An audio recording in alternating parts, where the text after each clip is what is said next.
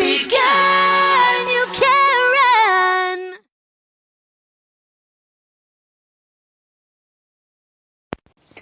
Okay, and here we go. Welcome to KBLP and Encounters of the Strange Kind. And as promised, part 2 of Premodern Serial Killers. We're going to start off with the Witch of Kilkenny. Interesting character.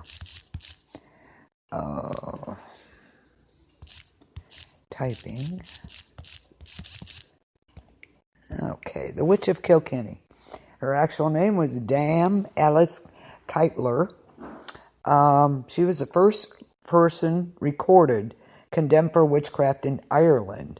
She fled the country, but her servant was flogged and burned to death at the stake in November 1324. She was married 4 times. Her first husband was William Outlaw. He was the mayor of Kilkenny and money lender, of course. Her second husband, Adam, was also a money lender. Her third husband was a landholder of Tipperary County. And her fourth husband was John Power.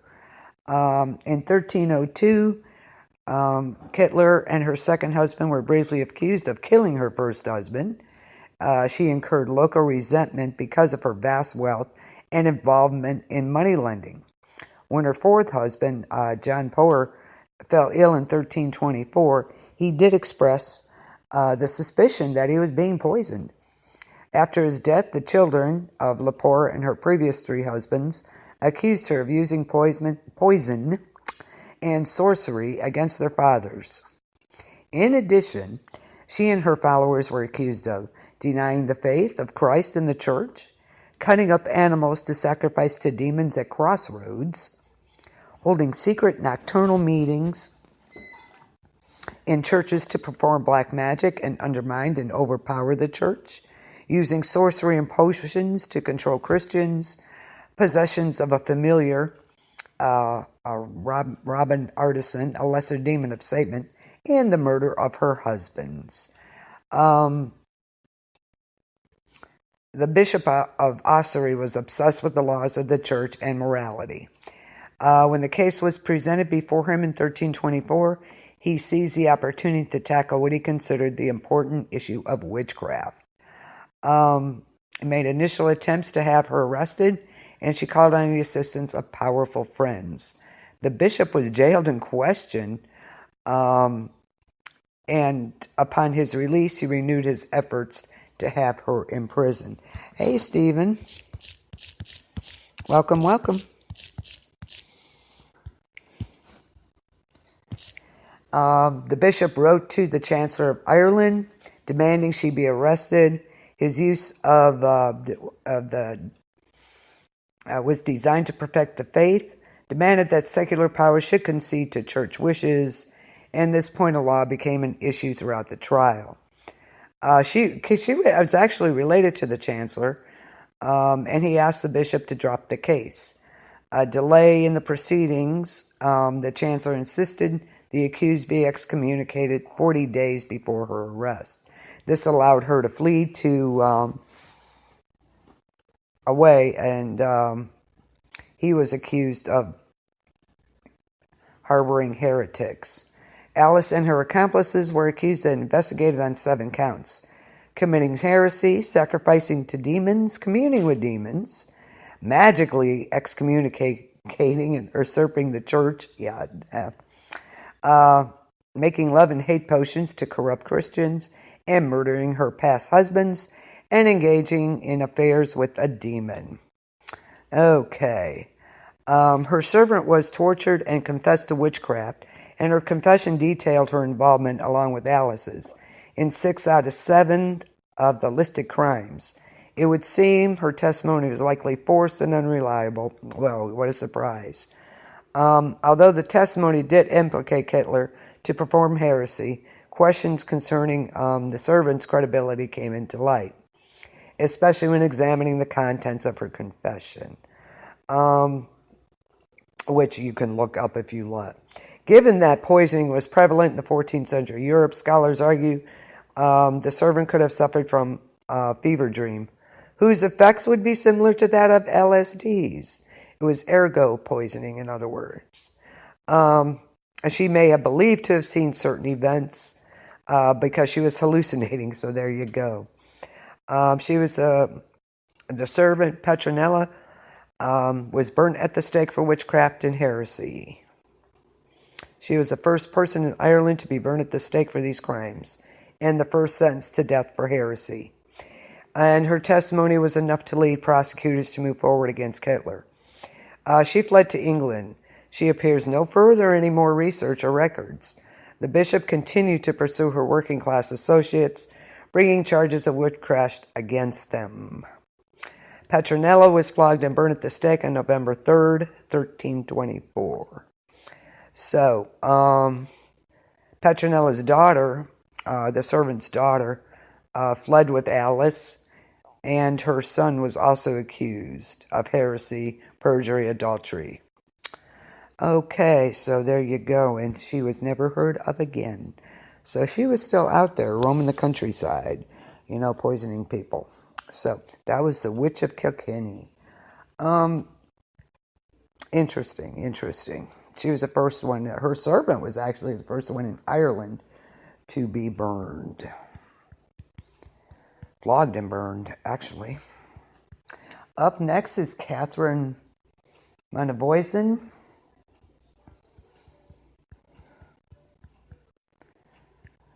She's another interesting character.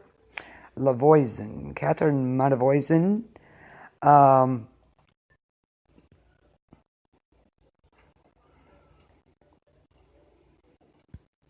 She was a fortune teller.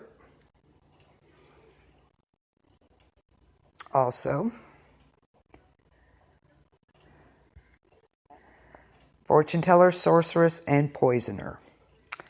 France was shaken by a scandal of enormous proportions in the late 1670s.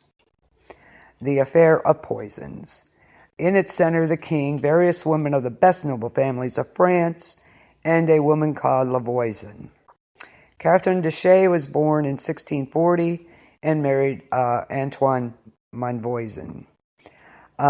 He was a jeweler, and as her husband's shop started to bring less profit, Catherine began to offer her services as midwife, and for money, helped in case of unwanted pregnancies. She also told the future, a talent she claimed God had given her. She was taught the art of fortune-telling, and after her husband became ruined, decided to make a profit of it by reading the client's future in their faces and hands. And although witchcraft was largely dismissed by the educated as superstition and nonsense, of course the Parisian lower classes still believed in such things as fortune-telling and potions, which is something she began to include in her little portfolio as well. Upon noticing her clients' wishes seemed to circle around the same issues. Someone would fall in love, they wished to bind their straying lovers to them, the death of the spouse or enemy. At first, she only gave tips of how those wishes may become true. Later, she began to sell enchanted amulets and recommended magical practices of various kinds, along with potions and powders. Some of those contained the bones of toads or powdered teeth of moles, iron fillings, human blood, and the dust of human remains, as well as the Spanish fly, perceived to have aphrodisiac properties. Oh, don't we know about Spanish fly, don't we? Or if taken too high of a dose, very poisonous. She created quite the thriving business, not only with her services, but providing the fitting surroundings for them in order to make her clients believe the things she was doing were actually working. She acquired a robe of crimson velvet and embroidered it with golden eagles. She became swiftly known for her aphrodisiacs and started to attract the better classes, which in her home she had decorated especially for the performance of her arts, like black masses. During at least some of these, a woman performed as an altar upon which a bowl was placed and a baby was held above it, the baby's blood dripping into the bowl. Catherine entertained her guests all day with music and refreshments in richly decorated salons or at night in private gardens, in which she also buried the dead babies. Oh, Geez, disgusting. That was, of course, if they were not burned in a furnace. One account states that the bones of about 2,500 dead children were found later on. That's just, talk about depraved, right? Her fortune grew with the money of those that wished for a fortune themselves, and her establishment began to attract the noblewomen of Paris as well. The Duchess allegedly planned to poison her husband in order to marry her nephew. Oh, good Lord.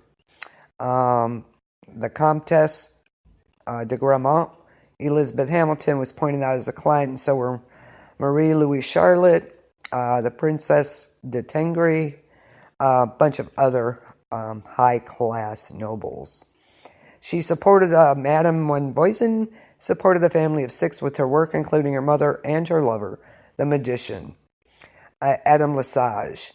Catherine had quite a few lovers: the executioner, oh great, the alchemist, and an architect. Oh great, the executionist, that was nice. At one point, Adam Lesage tried to induce her to kill her husband by poisoning him, but she aborted the process.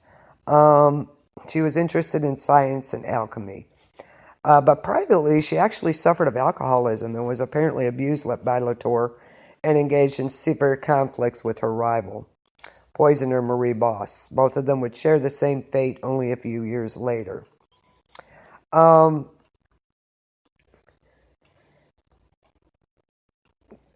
She held a black mass. She arranged a black mass in 1667 through a intermediary for the mistress of Louis XIV. And that was her most important client.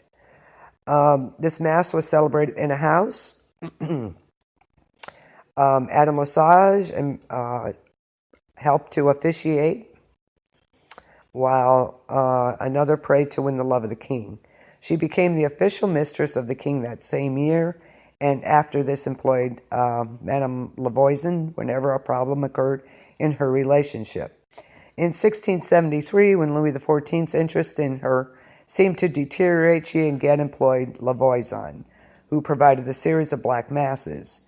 And on at least one occasion, Madame de Montespan herself acted as the human altar during the Mass. As the king entered a relationship with Angelique in 1679, Madame Montespan called for Lavoisin again and allegedly asked her to have both Louis and his mistress killed.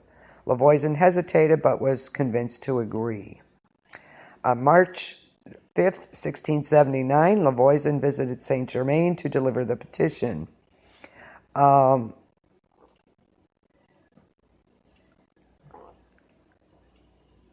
What happened was a plan was constructed to kill the king with the help of the poisoners. She had 3 accomplices. One was unwilling to participate and try to get Catherine to change her mind by constructing an ill-fated fortune for her. But she refused to change her mind, and the group decided to murder the king by poisoning a petition to be delivered into his own hands. On March 15, 1679, Voisin visited Saint-Germain to deliver the petition. At that day, there were too many petitioners, and Louis XIV did not take it into his own hands. So Catherine returned without having delivered it, and it was burned. The next day after Mass, she made plans to visit Catherine for a second attempt to murder the king. This attempt never took place because due to there was a level of tiers of arrest. The Parisian police became aware of the underground circle of poisoners and self-proclaimed magicians. Already in 1675, the Marquis de Brinvilliers had been arrested for having conspired with her lover to poison her father and 2 of her brothers, so in order to inherit the estates. The Marquise fled but was arrested. Madame de Lagrange was a colleague of Lavoisin, was arrested in 1677 for poisoning. Her specialty was to tell clients who were worried about their health they had been poisoned and offer them antidotes. She claimed she had information about crimes of high importance and was kept without trial for months for questioning. But nothing was ever revealed and was sentenced to death. The Parisian police were already investigating poison sales in Paris, And I guess at one of her parties, a lawyer reported the conversation to the police. This is all crazy. They're all poisoning everybody in this time. Wow.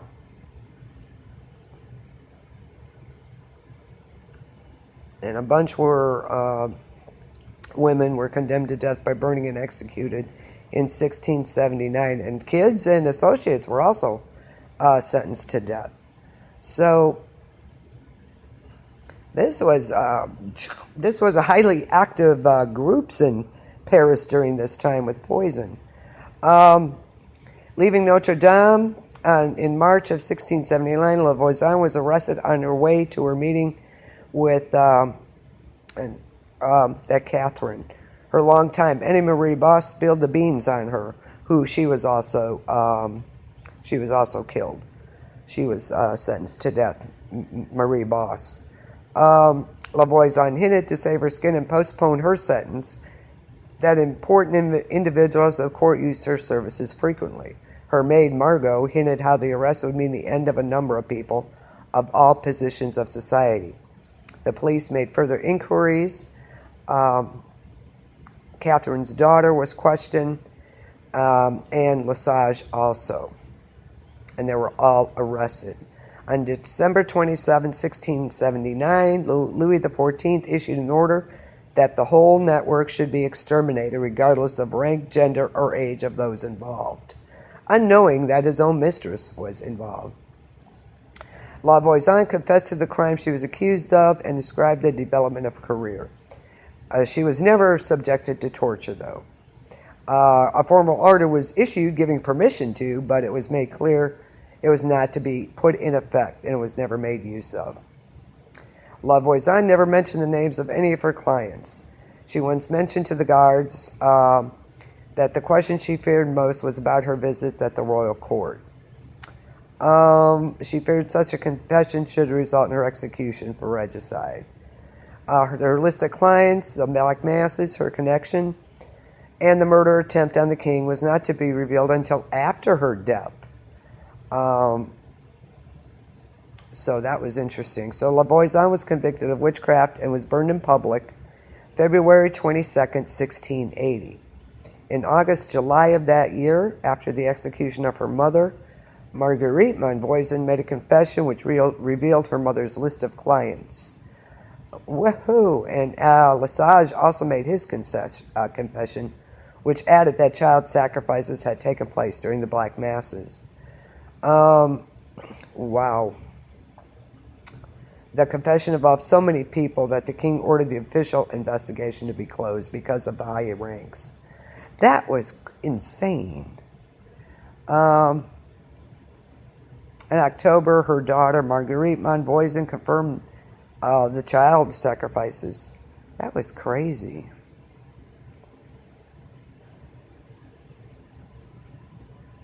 Wow. The remaining members of this organization were never put on trial, but they were arrested, but they were taken and they were incarcerated for life, and their confessions were sealed. Woohoo! Surprise, surprise.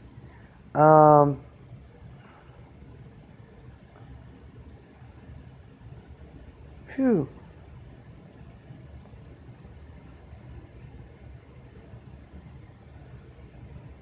Some of the members, I'm just reading some of my notes here. It's crazy. Like, the prisoners were condemned to silence. Their guards informed that they tended to be habitual liars.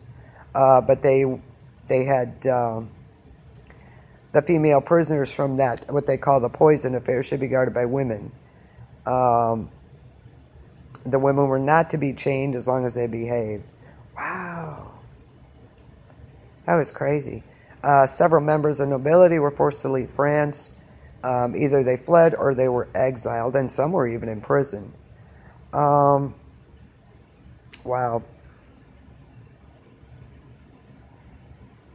That was crazy. Catherine Monvoisin.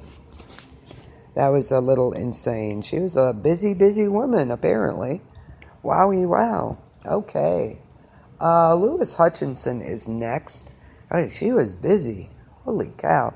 There was so much of that going on. Everybody was poisoning everybody, apparently. That was a pretty popular thing back then. Wow. Okay, Louis Hutchinson.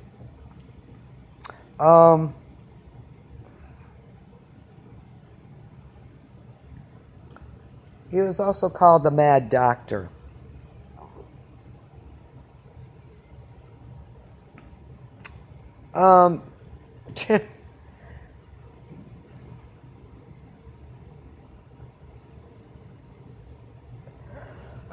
Excuse me. He was a nutcase. Wowee.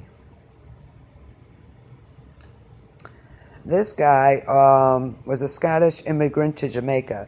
He was the first recorded serial killer in Jamaica's history and one of its most prolific.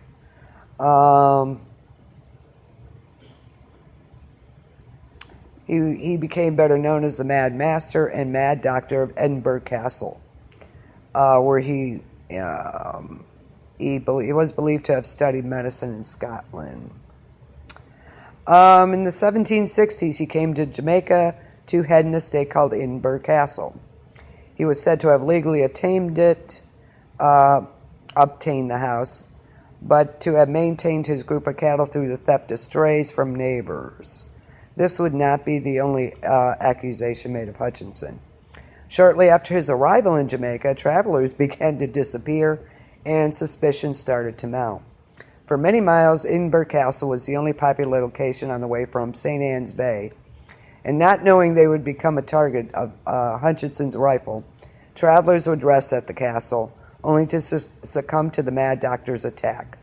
Hutchinson murdered for pure sport, kind of described as thrill killing. As passerbys from all races, shapes, sizes, and incomes, they were fair game. What is true about his killings is debatable. He would shoot lone travelers and was said to feed on the flow of his victims' blood as well as dismember them. According to some sources, his slaves would then toss the remains in a cotton tree or sinkhole for animals to feast on. That sinkhole became known as Hutchinson's Hole. At the height of his villainy, he would invite guests to his castle to be entertained before killing them. Well, at least he fed them, I guess. Crazy.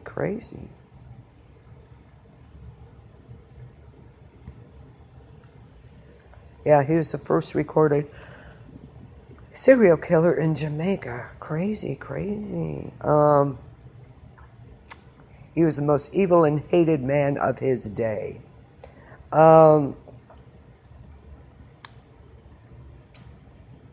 Yeah, all persons were targeted regardless of their income. And he left the vultures to carry on where he left off. The exact number of his victims remains unknown, but upon searching his home after his arrest, approximately 43 watches and a large amount of clothes were found. Officials were scared to serve him with a warrant. Oh, there you go. He must have been really scary. Eventually, a young English soldier bravely set out to bring him in. Hutchinson calmly shot him on sight. Hutchinson then fled to Old Harbor, where he set off by sea. The Royal Navy arrested him when he tried to jump overboard on his craft. They were scared to serve him paper. Wow. Edinburgh Castle was searched and belongings of travelers found. The slaves' account of multiple murders were dismissed as hearsay. Their stories were substantiated, however. Hutchinson had not carried out his evil acts alone, and several other plantation owners were condemned to death. Louis Hutchinson was tried, found guilty, and condemned to death by hanging in 1773. Wow, Hutchinson's Hole. Interesting. Mad Doctor. He liked to dismember him. Nice.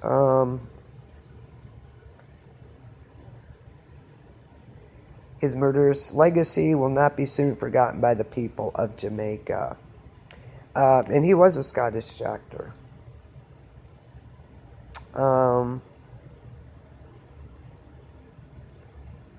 Yeah, they said he would drink his blood like a vampire and hack off their limbs. and then his slaves and him would dispose of the corpses. They would leave them in a hollow tree. Ooh. Where vultures could devour the evidence, toss them down the Hutchinson's hole to molder. Hutchinson also stole livestock from his neighbors. Even police were too afraid of him to confront the man they dubbed the Mad Master. As serial killers are wont to do, he grew even more brazen. He entertained his victims as guests before killing them. Part of some vile game, he viciously attacked his neighbor, one Dr. Hutton, who was therefore after forced to wear a metal plate in his skull.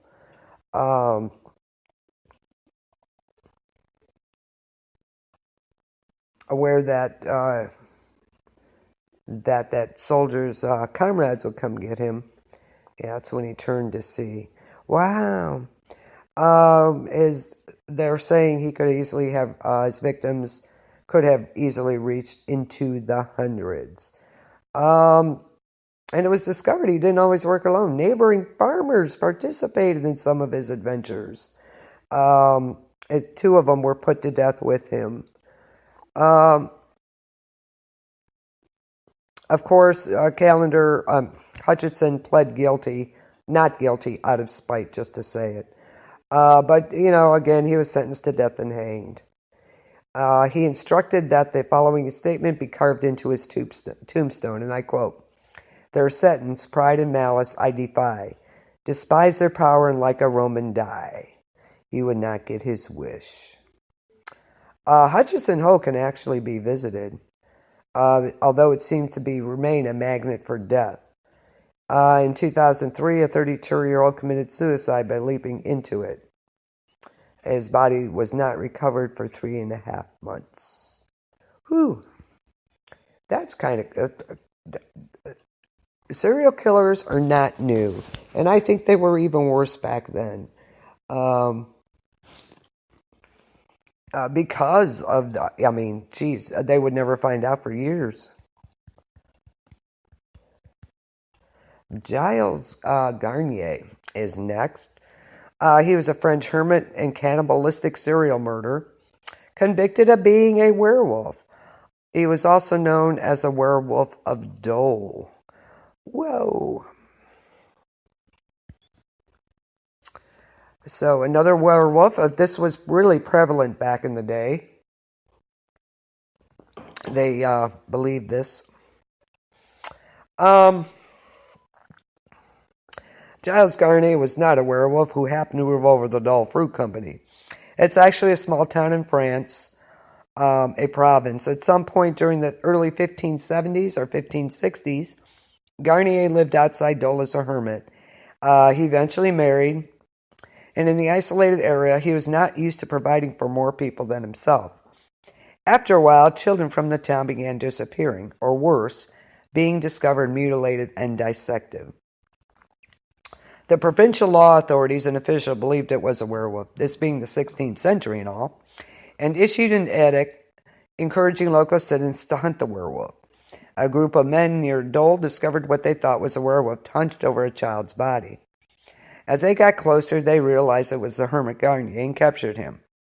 At his trial, he confessed and told the court that a ghost or demon visited him and gave him an ointment so that he would be able to transform into a wolf, making it easier to hunt. He then told the court of his murders. He killed 2 girls, 2 boys, eating their flesh where they fell after strangling them, and in some instances bringing home pieces of them for his wife. Despite his attempt to shift the blame to the devil and repent by confessing his interaction with the demon, in an attempt to gain favor, or the man was insane, he was found guilty of witchcraft and I'm going to try and say this, being a werewolf. We'll just put it that way. And the court sentenced him to be burned at the stake. Yeah, that ointment did it. Yeah, it was sold on him. The Werewolf of Dole. A lot of that people back then still, believed in the shapeshifters and all that. This next dude, he was a crown prince. So there you go, Crown Prince Sato. I mean, serial murders do not go into a class or specific people. It could be anybody. Crown Prince Sado was second son of the Korean king. Due to the prior death of his older half-brother, the new prince was a probable royal heir.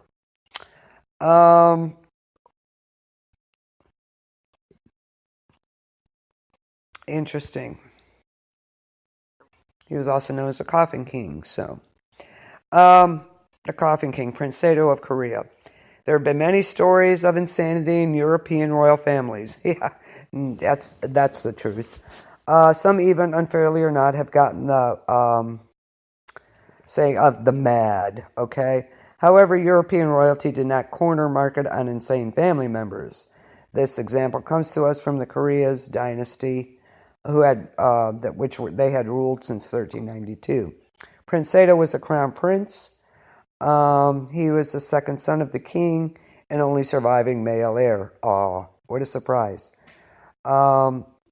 His brother had died at the age of 9. There was great rejoicing at the birth of a healthy son. But his life wasn't all rainbows and roses. His father was reported to have a terrible temper, and Sado was terrified him at a very young age. He was reported to be quite timid around his father, which of course made him more angry with his son.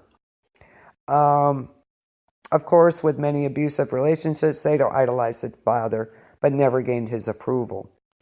He was very hypocritical of any mistakes Sado made and never showed any pleasure when he succeeded. His relationship with his mother was not much better. She was mostly concerned with following the king's rules on raising the crown prince to the letter, and let any loving motherly relationship was gone out the door. As crown prince, he married very young, the daughter of a poor scholar but impressive lineage and grasp of knowledge. And believe it or not, the bride and groom were about 8 years old. She eventually wrote her memoirs discussing her life at royal court with Sado. She reports she was quite anxious about being selected as his wife, as if there was a premonition of the myriad trials and tribulations that she would go through in the palace. Since they were so young, they were actually married at age 8. Their relationship was that of childhood playmates at first. They lived in separate houses. She was still an 8-year-old child thrown into a situation. I mean, come on. So overwhelmed. So although the two children seemed to get along, she could provide no real support for Sado. A year and a half after the marriage, Sado became seriously ill. When he recovered, he and his wife were moved to a new home. The palace was near his mother, so she could help care for him. This illness seemed to be a turning point for Sado. They're not quite sure what he was sick with, but during his illness and after his recovery, his behavior became erratic. He became serious about his studies and yada yada. His relationship with his father did not improve, and a short time after his recovery, Sado and his wife were moved away from court. And they became isolated from his family because of this. He had his coming-of-age ceremony at 14, and they began to live more traditionally as man and wife. Things seemed to be looking up for them, then his odd behavior took a turn for the worse. They suspect attack of the measles exasperated his already agitated state, and he began having hallucinations and nightmares. Excuse me. He believed he could see the god thunder and had an irrational fear of the sky. He was convinced he would be blamed by his father for any thunderstorm. He was obsessed with Taoist magic, in particular the book known as Jade Spine Scriptures. Jade Spine Scriptures. He would take hours to dress and choose clothes. Entire outfits were burned as spirit offerings. His clothes became associated with the weather that would please or displease the sky gods.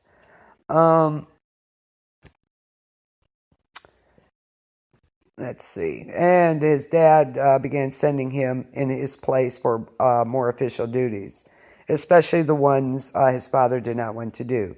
This included supervising the torture of imperial prisoners, which did not improve Sato's mental state. Now, court politics come into this. Both him and his father were having affairs with court ladies. Thankfully, different ones, thank God. However, this did affect their already poor relationship, as Sato had 2 sons with his concubines, and his dad had 2 daughters. To make matters worse, his dad's concubines was giving him daily reports of his strange behavior. This all came to a head when Sato came to the queen's deathbed and was greeted by his father. His father berated and screamed until Sato escaped out a window and ran home. And he developed a stammer, which did not do anything but enrage his father, who was convinced he was drunk.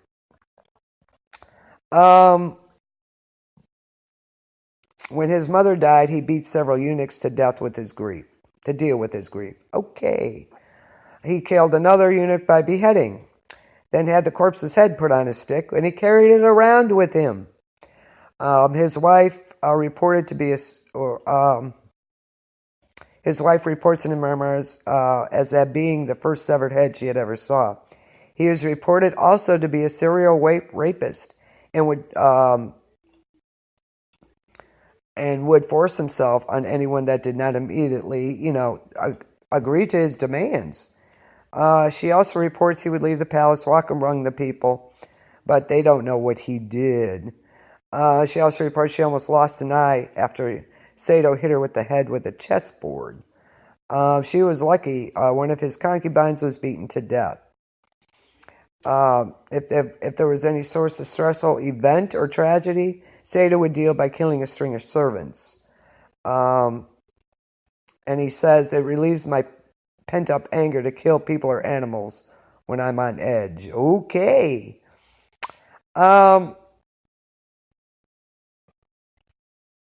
He also began drinking heavily, which was a serious breach of Korean society. By 1762, everyone in the palace, family, or servant was in danger. The body totals are unknown, but reports are that multiple bodies had to be carried away from the palace every day. Sato didn't even seem to know he was killing people. He was kind of in a semi-lucid state most of the time. He turned his dangerous attentions to his younger sister. He tried to seduce and then rape her, and then something had to be done. He was summoned before his dad. He was stripped of his title and was ordered to get into a rice box, which was a large, heavy wooden chest. The lid was shut, and Sato was left to swelter in the searing July heat. Sato lasted for 8 days in the chest with no food or water and died screaming for mercy. His servants and attendants were also put to death. His wife makes a note of the terrible thunderstorm on the 8th day as a coincidence with his obsession with the thunder god. His death was the idea of his mother. She's quoted as saying, since the prince's illness has become quite critical and is hopeless, you should protect yourself and the royal grandson to keep the kingdom at peace. Wow.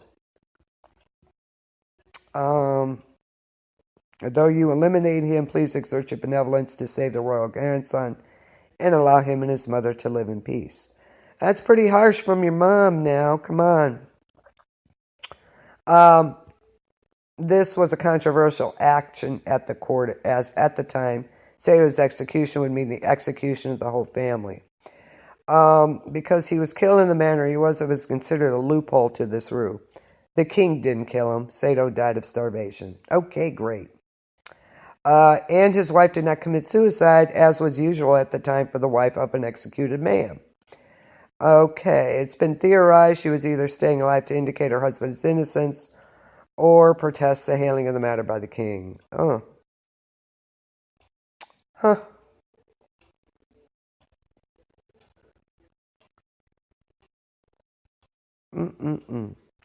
That's called really, wow. He was interesting. The Coffin King.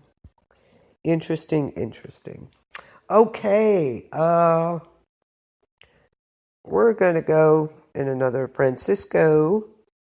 There was a lot of serial killers back then. I mean, vicious ones.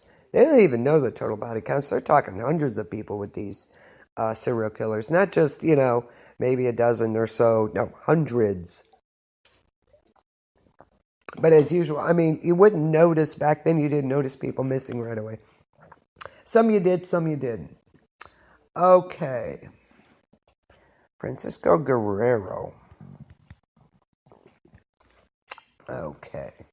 He is also known as the slitter of women's throats. There's a moniker for you. He was actually a Spanish composer of the Renaissance.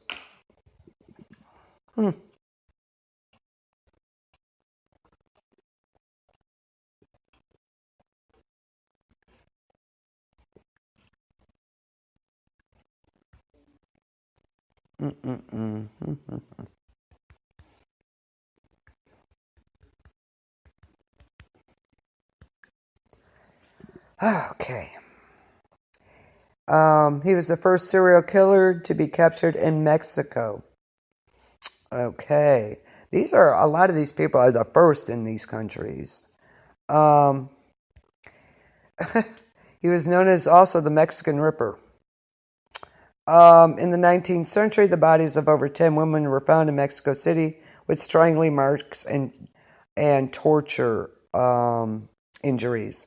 Authorities would eventually discover that the perpetrator had been Francisco Guerrero Perez, also known as the Mexican Ripper, the first recorded serial killer in Mexican history. His victims were mainly prostitutes working in the downtown area of the city. According to his psychological profile, this man believed he had the right to kill them since he considered their profession to be sinful. There you go. Moreover, this man had physical and moral superiority complexes that moved him to take advantage of prostitutes' vulnerability and unleash his hatred towards women in general.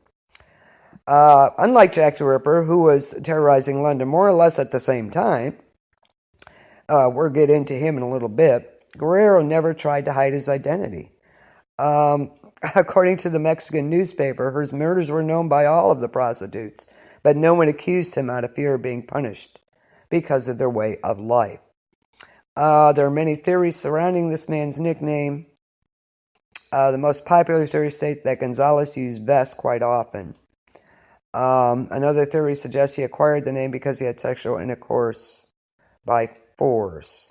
The term is chalequero.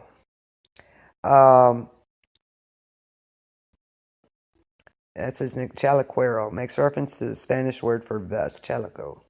Another theory, that term also relates to those psychiatric straitjackets. Now we're talking, right? A lot has been said about his life. Questionable details. He was a person who took great care of his appearance. Most of the famous serial killers have been characterized by their agreeable personalities. In most cases, that's what they use to lure their victims. Guerrero would approach sex workers on the street offering their services. He'd go with them, and once they were vulnerable, tortured and strangled them. And after that, he would rip their bodies and throw them into the river in Mexico City. A rumor says that it was a neighbor who gave him away. He was caught in a tavern in 1888 and sentenced to death. However, the then president lowered his sentence to only 20 years of prison. Prison set on an island. However, the Mexican Ripper was set in 1904 because his file was misplaced into the pile of political prisoners who were granted forgiveness. 4 years later, in 1908, the body of an old woman, who people are sure was connected to prostitution, was found in the same river. He was arrested. Guerrero, of course, it was Guerrero's M.O. So they arrested him, and he was sent to the prison in the city. He was sentenced to death. But he died due to brain congestion. He passed away in a hospital bed. He was 70 years old, and he avoided the rope once again. His cruel actions were known all over the country. His face and all his crimes were top news in all the papers.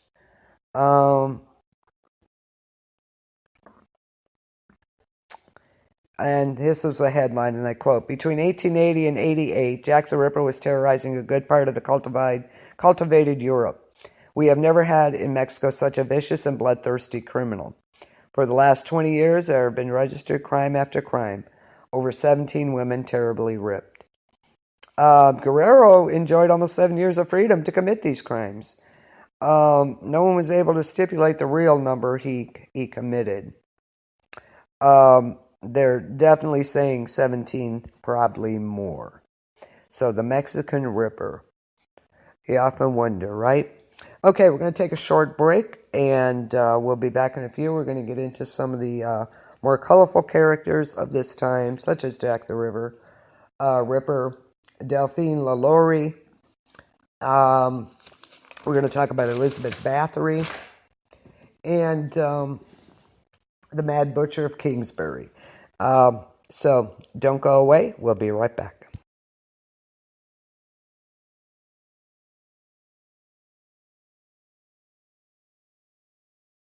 I cannot erase it. The cut is deep, but I can let it go. Ooh, I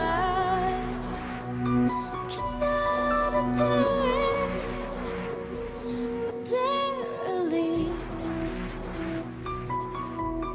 'cause love is all around me.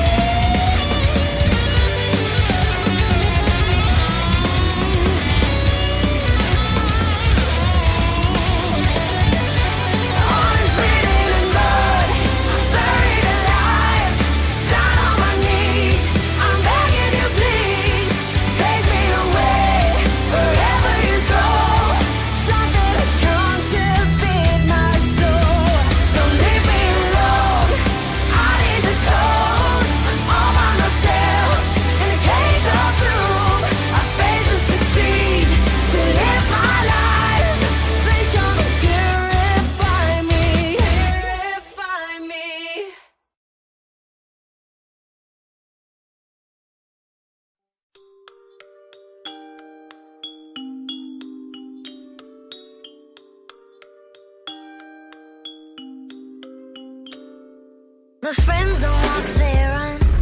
Skinny dipping rabbit holes for fun. Popping balloons with guns. Getting high off helium. We paint white roses red. Each shade from a different person said this dream is a killer. Getting drunk with a blue caterpillar. I'm peeling the skin off my face, 'cause I really hate being safe. The normals, they make me afraid. The crazies, they make me feel sane. I'm nuts, baby, I'm mad. The craziest friend that you've ever had. You think I'm psycho, you think I'm gone. Tell the psychiatrist something is wrong. Over the bend, entirely bonkers. You like me best when I'm off my rocker. Tell you a secret, I'm not alarmed. So what if I'm crazy? The best people are. All the best people are crazy. All the best people are. Where is my prescription? Doctor, please listen. My brain is scattered. You can be Alice, I'll be the Mad Hatter. I'm peeling the skin off my face, 'cause I really hate being safe. The normals, they make me afraid. The crazies, they make me feel sane.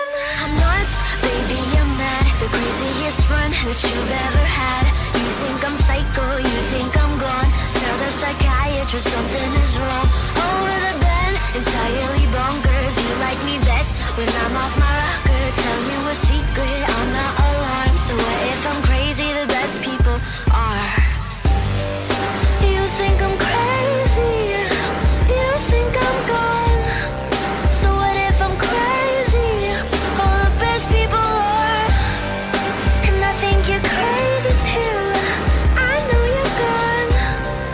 It's probably the reason that we get along. Nuts, baby, I'm mad. The craziest friend that you've ever had. You think I'm psycho, you think I'm gone. Tell the psychiatrist something is wrong. Over the bend, entirely bonkers. You like me best when I'm off my rocker. Tell you a secret, I'm not alarmed. So what if I'm crazy? The best people are. All the best people are crazy. All the best people are. All the best people are crazy. All the best people are.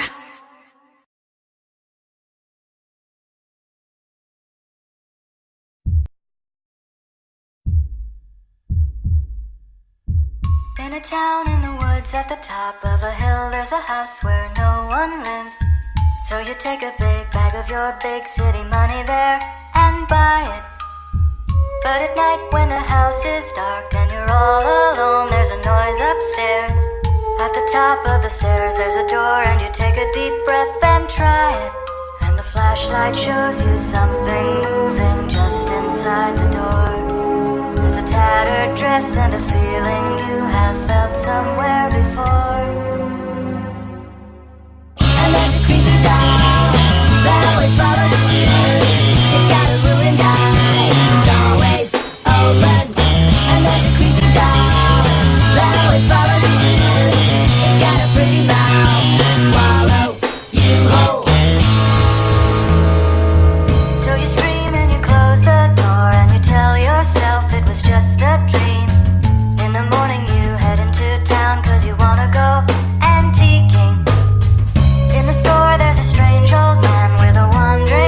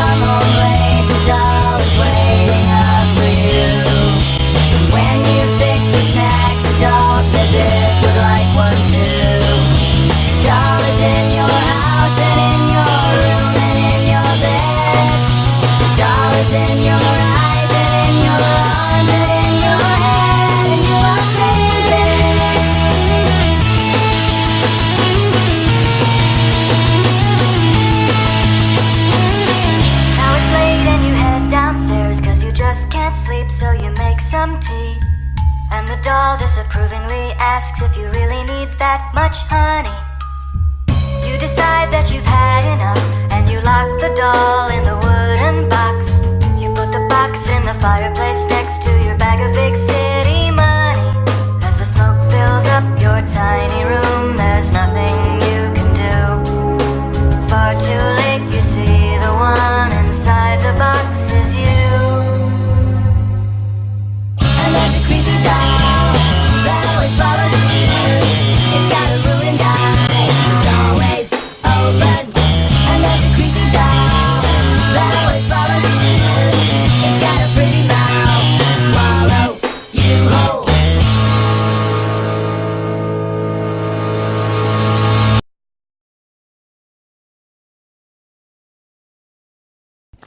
Okay, and we're back. ABLP with Encounters of the Strange Kind. We're going to get into some of the hardcore, pre-modern serial killers.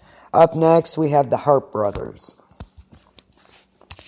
And they were the first recorded serial killers in the U.S. First recorded serial killers in the U.S. So, their strange and depraved story goes as follows. Two men terrorized the American frontier in the 18th century out of pure bloodlust. It took authorities years to catch them and put an end to their killing spree. They didn't just, the Hart brothers didn't choose their victims. They just killed everyone who was in their way. Men, women, and children. It's hard to separate the facts from legends, of course. They were born in North Carolina to a Scottish family. But it's also possible that they were only cousins called Joshua and William, who changed their surname around 1759. Some people believe their bloodlust and revenge was motivated by the way their family was treated by their patriot neighbors. Micah, a.k.a. Big Harp, and Wiley, Little Harp, took part in the American Revolutionary War, not because of their great love for the British, but they simply wanted to kill and torture people. The brothers joined a Tory rape gang in North Carolina. These gangs were war criminals. They stole, burned down properties, murdered patriot colonists, and raped and pillaged.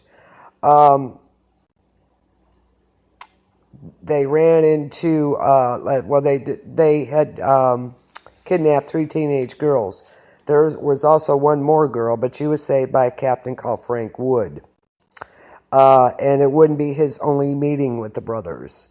Later, the Hart brothers decided to move to the frontier and settled among the Chickamauga Cherokee people in Nickajack, Chattanooga, Tennessee. They stayed there for around 12 years. It was here where the brothers would kidnap 2 young women and force them to be their wives. The unfortunate girls were Maria Davison and Susan Wood, Captain Wood's daughter. The women were treated worse than animals, beaten, held in chains, and raped. Most stories say that Maria and Susan became pregnant several times, but the brothers killed their own children. The brothers, together with the women, left Nickajack in 1794 after they heard the settlement was going to be attacked by American colonists. They moved to Powell's Valley near Knoxville, Tennessee. Here they constantly robbed and tortured the helpless pioneers. A few years later, Micah and Wiley will start their so-called Trail of Death, a killing spree across Tennessee, Kentucky, and Illinois.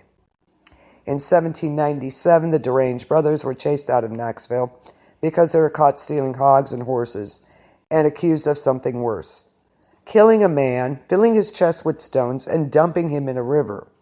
This would become a regular method by which they disposed of the bodies of their victims, a method that would later mark them as serial killers.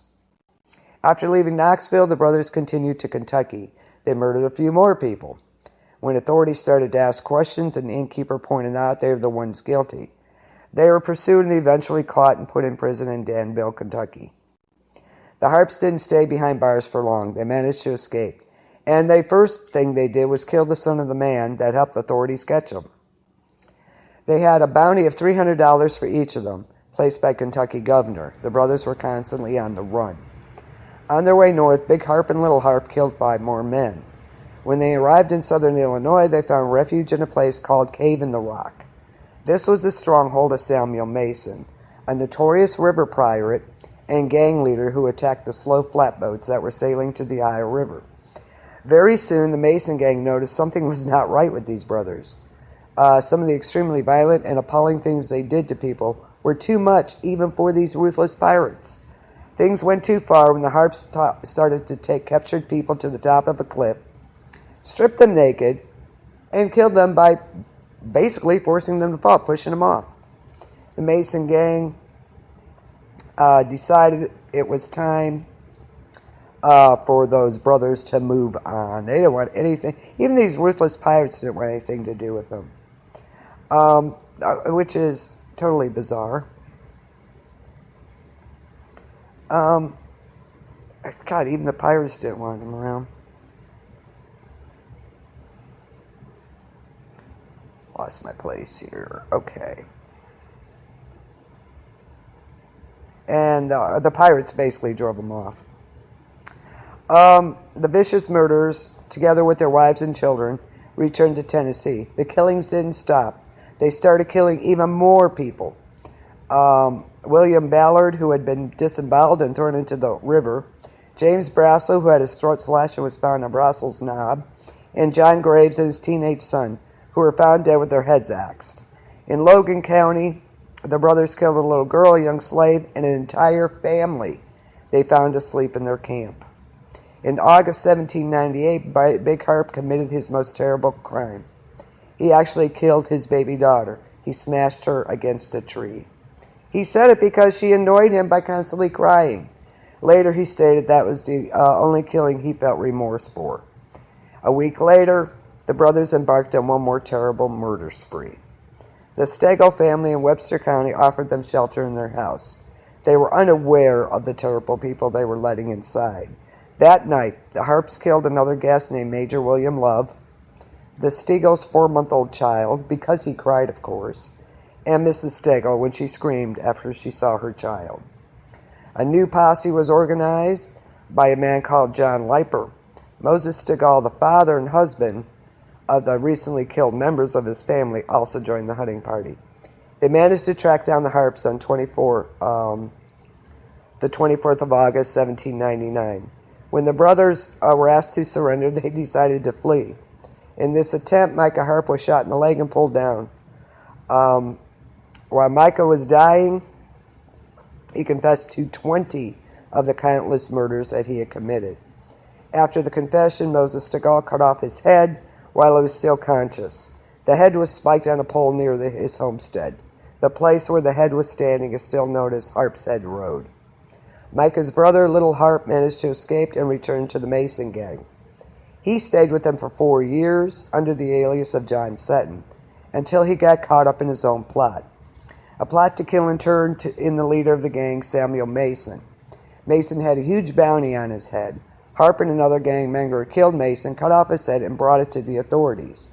Unfortunately for them, they were immediately recognized as wanted criminals. Little Harp was executed in January 1804, and his road was spiked on a pole on Natchez Road. His execution put an end to the fear that haunted the American frontier for years. A gruesome chapter was finished.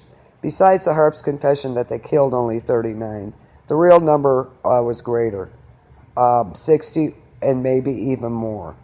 The actual scale of their crimes will perhaps never be known. Oh my God, what a, wow, they joined the army because they wanted to kill. Wow, gruesome, gruesome people. Don't like those people. Okay, we're going to go to Delphine Delorme. And let's not forget, Delphine Delorme was played by Kathy Bates in American Horror Stories Coven. This was the best ever. I really enjoyed this. She was a piece of work, is what she was.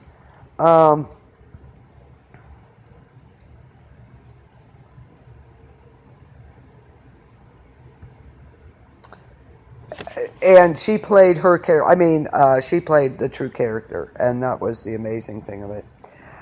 Step inside Madame LaLaurie's House of Horrors, where witnesses claim she committed appalling acts of torture and murder.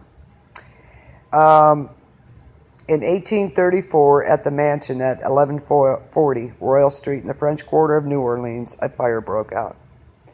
The neighbors rushed out to help, offering to pour water on the flames and help the family evacuate. However, when they arrived, they noticed that the woman in the house seemed to be alone. A mansion without slaves seemed shocking, and a group of locals took it upon themselves to search the house. What they found would forever change the public perception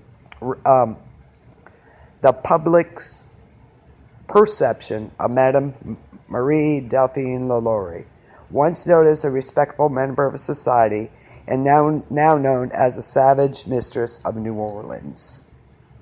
Oh, she's awesome. I mean, just the story behind this is amazing. It's just, wow. It just blows your mind. She became known with her third marriage as Madame LaLaurie. She was a New Orleans Creole socialite and murderer, noted for torturing and murdering slaves in her household. She was twice widowed. She maintained her position in New Orleans until 1834, responding to this fire at her Royal Street mansion. They discovered bound slaves in the attic who showed evidence of cruel, violent abuse. LaLaurie's house was subsequently sacked by an outraged mob.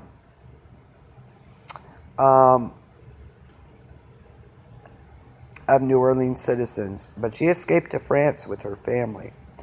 The LaLauries maintained several black slave and slaves' quarters attached to the Royal Street mansion. Accounts of Delphine's treatment of her slaves between 1831 and 1834 are kind of mixed up. Harriet Martineau, writing in 1838, was recounting tales told her by a resident during her 1836 visit. Claimed LaLaurie's slaves were observed to be singularly haggard, wretched. However, in public appearances, LaLaurie seemed to be generally polite to black people and concerned about her slaves' health. Court records of the time. Martineau wrote that public rumors about LaLaurie's mistreatment of her slaves were widespread, that a local lawyer was dispatched there to remind LaLaurie of the laws for the upkeep of slaves. During the visit, the lawyer found no evidence of wrongdoing or mistreatment. Martineau also recounted tales of LaLaurie's cruelty that were current among the residents. Subsequent to the visit of the local lawyer, one of her neighbors saw one of the LaLaurie slaves, a 12-year-old girl named Leah, fall to her death from the roof of the Royal Street mansion while trying to avoid punishment from a whip-wielding Delphine. Leah had been brushing Delphine's hair when she hit a snag, causing Delphine to grab a whip and chase her. The body was subsequently buried on the mansion grounds. The incident led to an investigation of the LaLauries, in which they were found guilty of illegal cruelty and forced to forfeit 9 slaves. Now this is where it gets goofy. Excuse me. These 9 slaves were bought back by the LaLauries through an intermediary relative, and they were returned to the Royal Street residence. They recounted stories. She kept her cook chained to the kitchen stove, beat her daughters when they attempted to feed the slaves. In 1834, when the fire broke out, it started in the kitchen. When the police and fire marshals got there, they found the cook, a 70-year-old woman, chained to the stove by her ankle. She said later that she had set the fire as a suicide attempt because she feared being punished. She said that slaves taken to the upper roast room never came back. The bystanders responded to the fire, attempting to enter the slave quarters to be sure everyone had been evacuated. Upon being refused the keys by the LaLauries, the bystanders broke down the doors of the slave quarters and found 7 slaves more or less horribly mutilated. suspended by the neck, with their limbs apparently stretched and torn from one extremity to the other. They claimed to have been imprisoned there for months. Some of them actually, threw up when they entered that room. One of those who entered the premise was Judge Jean-Francois, who subsequently deposed to having found in the Lalaurie mansion, among others, a negress wearing an iron collar and an old Negro woman who had received a very deep wound to her head, who was too weak to walk. He said that when he questioned her husband, Madame Lalaurie's husband, about the slaves, he was told in an insolent manner that some people had better stay at home rather than come to others' houses to dictate laws and meddle with other people's business. It was added that the slaves were emaciated, showed signs of being flayed with a whip, were bound in restrictive postures, and wore spiked iron collars, which kept their heads in a static position. When the discovery of the abused slaves became widely known, a mob of local citizens attacked the residence and demolished and destroyed everything upon which they could lay their hands. By the time a sheriff and his officers were called upon to disperse the crowd, the property had sustained major damage, with scarcely anything remaining but the walls. The slaves were taken to a local jail where they were available for public viewing. Up to 4,000 people had attended to view the slaves to convince themselves of their sufferings. Several weeks after the evacuation of the Lalaurie slave quarters, claimed that 2 of the slaves found in the mansion had died since their rescue. And they understand that in digging the yard, bodies have been disinterred, and the condemned in the ground of the mansions having been uncovered. Others, particularly that of a child, were found.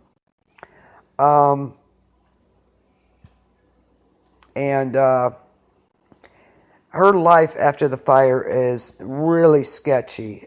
She fled New Orleans during the mob violence, taking a coach to the waterfront and traveling by schooner to Paris. So that was Madame Delphine Lalaurie. That was just insane stuff she did. That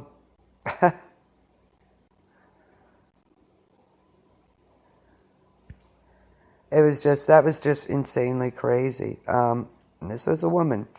So Kathy Bates played her quite well in American Horror Story. And she said, while she was getting her stuff out of the house while the fire was going, when asked where her servants were, she told everyone to mind their own business. People heard faint moans and screams from the attic. When they opened the door, they stopped dead in their tracks, and some were puking from the stench. What they found in was a torture chamber of Madame Delphine Lalaurie, consistently ranked as one of the most infamous serial killers in the world.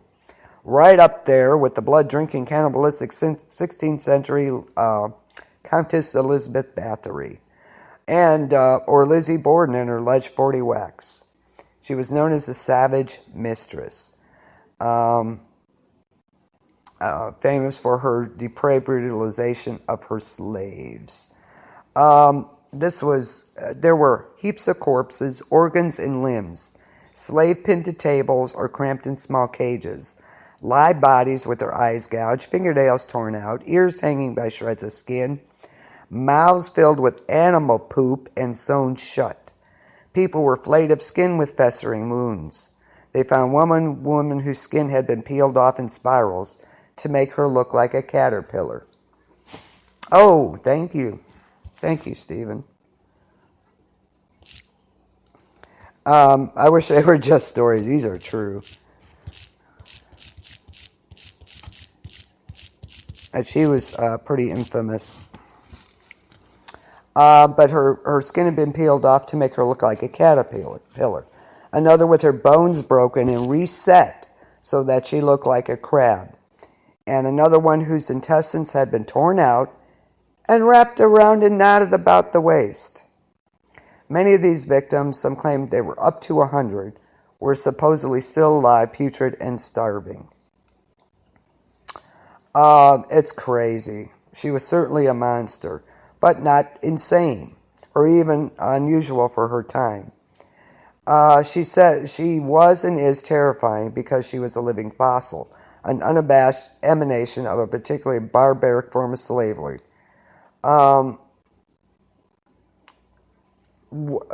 They think that some of this started, she did this because there's supposed to be false rumors that slaves killed her parents. But actually, she actually lived a fairly normal and privileged life. She was a major part of New Orleans high society. And on at least 2 occasions, supposedly she had emancipated slaves just 2 years before her torture chamber was discovered. It could have been just a play. You know, she was just playing them. This was crazy. Her third husband, Louis Lalaurie, he was a younger doctor, arrived from France, got Lalaurie pregnant, then married her after the child was born. Soon after their marriage began, her her abuse against her own slaves started to emerge. Some say she even began beating her daughters when they tried to feed them, and she put on a kind public face. And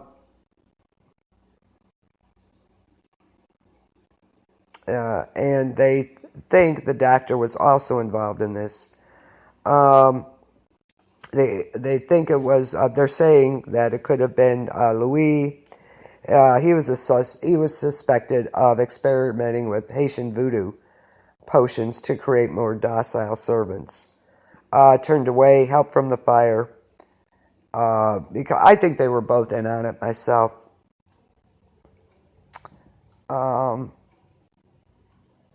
They think Lalaurie was influenced by the 1771 murder of her uncle by slaves in the Haitian slave revolt. It's just crazy. Crazy, crazy, crazy. So, she did some work, that's for sure. Okay, we're going to go to this guy. This is a really insane story. These are true. This guy, this was totally, I mean, it's mind-blowing. It really is. And this guy's name is Sawney Bean.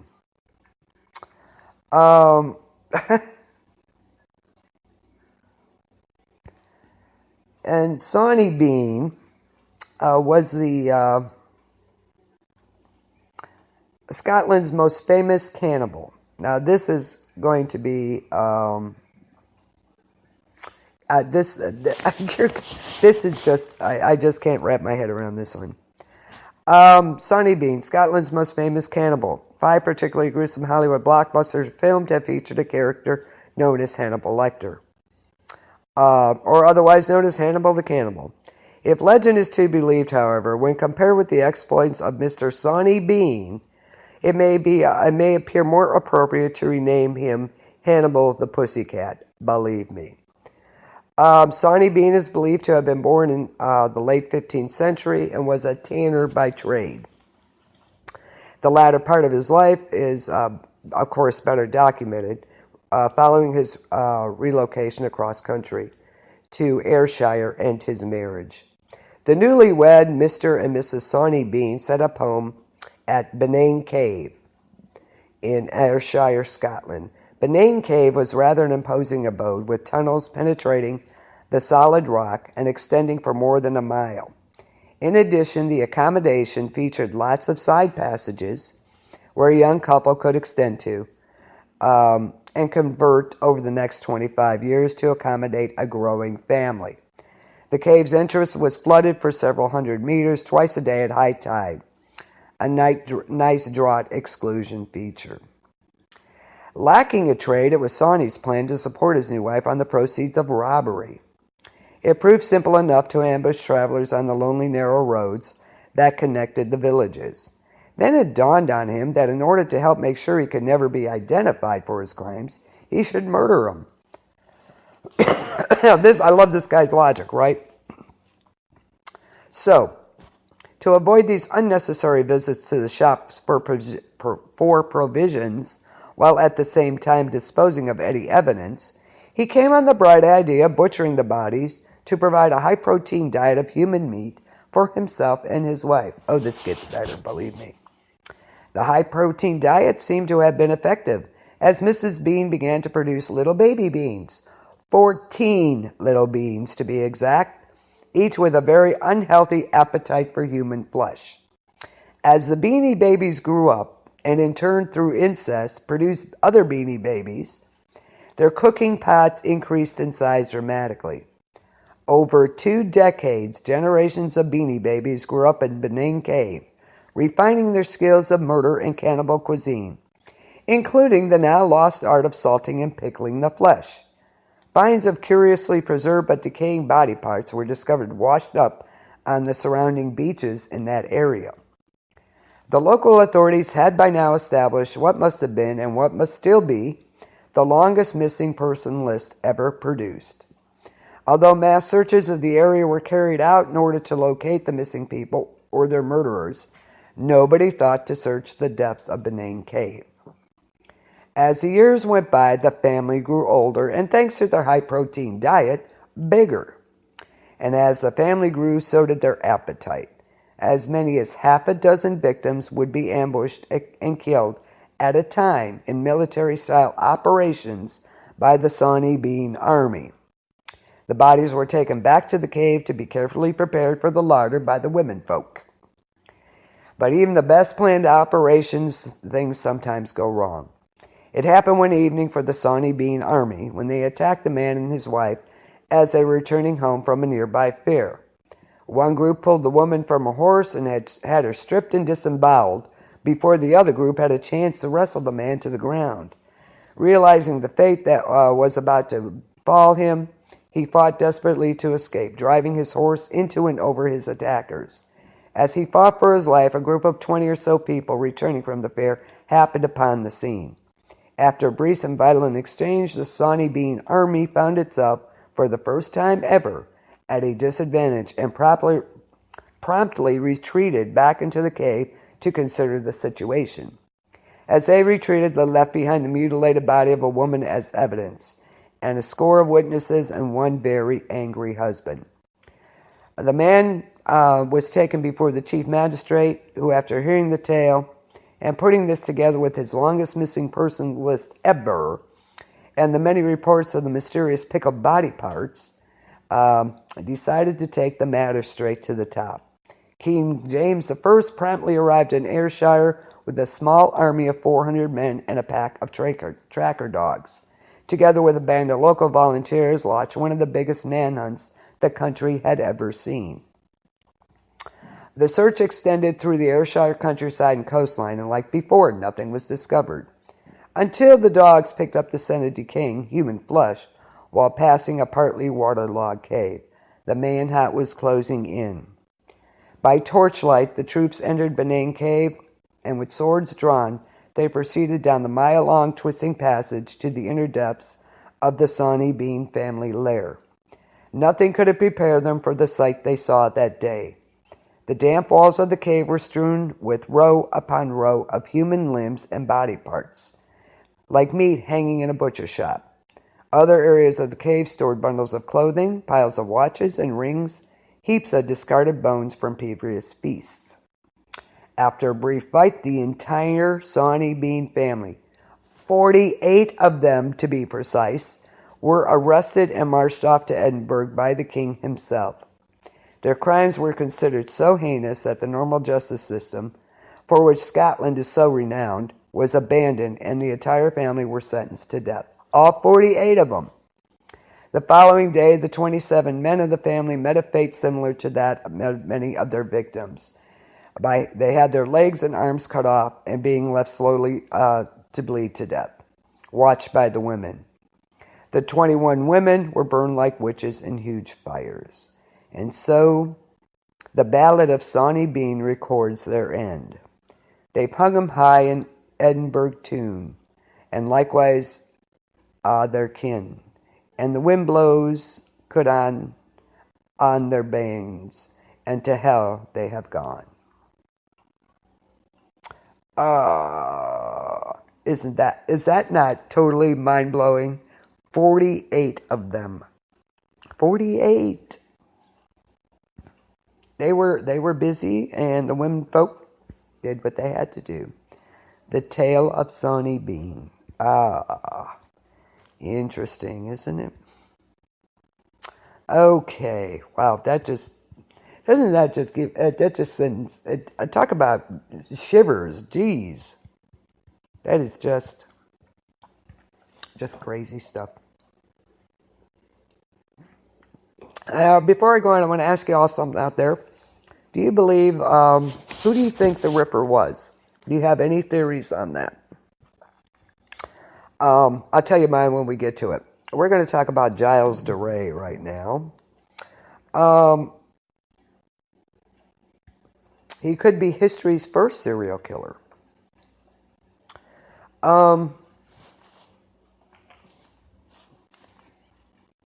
History's first serial killer, is it possible?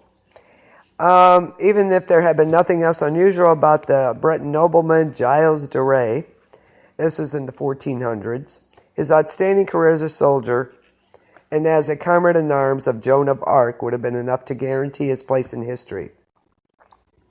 Today, though, those achievements are in the shadow of the secret life he led as a perpetrator of more than 100 gruesome child murders, a rampage which made him arguably the first serial killer in recorded history.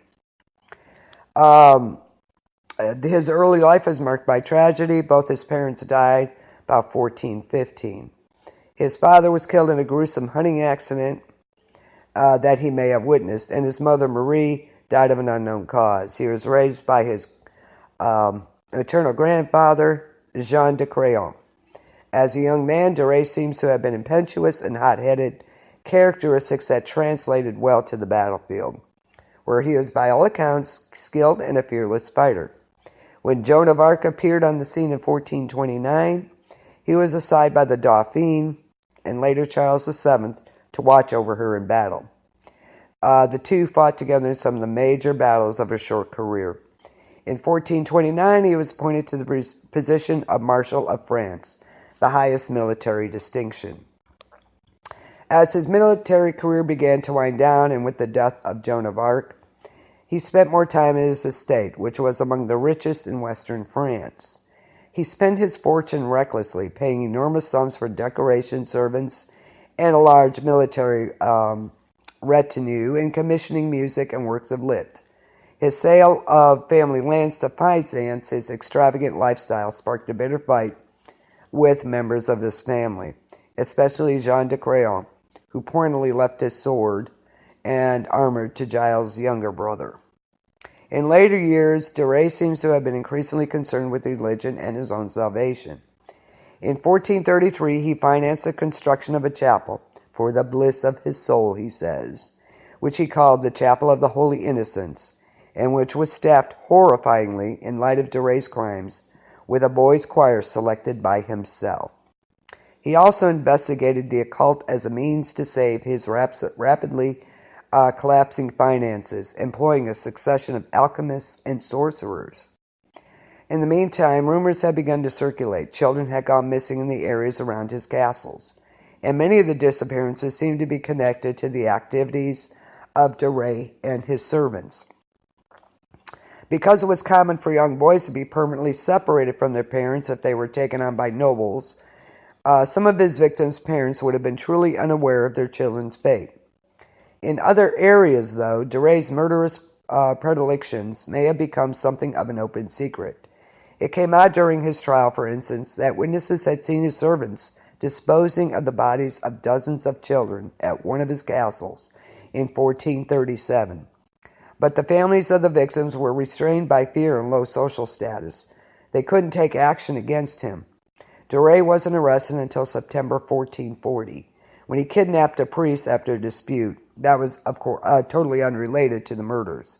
He was then tried concurrently in church and civil court for a range of offenses, including heresy, sodomy, and the murder of more than 100 children. Oh, the depravity. It just makes your stomach turn, doesn't it? Under the threat of torture, he confessed to the charges and described ritualistically torturing dozens of children kidnapped by his servants, or of a period lasting nearly a decade.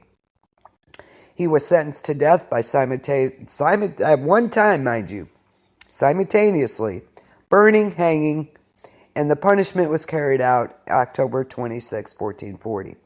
Duray had been contrite and composed. This bizarrely brought him posthumous acclaim as a model of penitence. Seriously? Because he was so contrite and composed and he didn't even make a sound when they did this. In one last nauseous irony, a tradition emerged in which parents around that area commemorated the anniversary of his execution by whipping their children, perhaps to impress upon them the gravity of the sins for which he had repented. That is just, wow. They, when they have looked at this in modern times, they raise the question, did he really do this? Noting that, of course, you confess extracted under threat of torture, of course. But they have examined the evidence, and they all concur and believe he did commit these murders. Ugh. Giles Duray, history's first serial killer that we know of, probably. Crazy, crazy, crazy. Okay, let's get to some of these. We're getting to, these are the good ones, of course.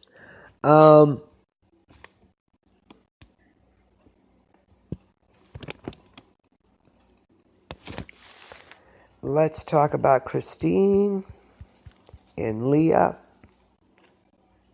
Oops.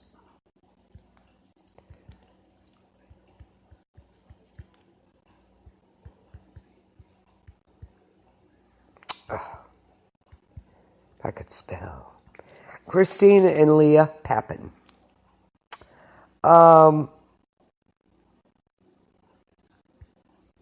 This is a murder case that still haunts France.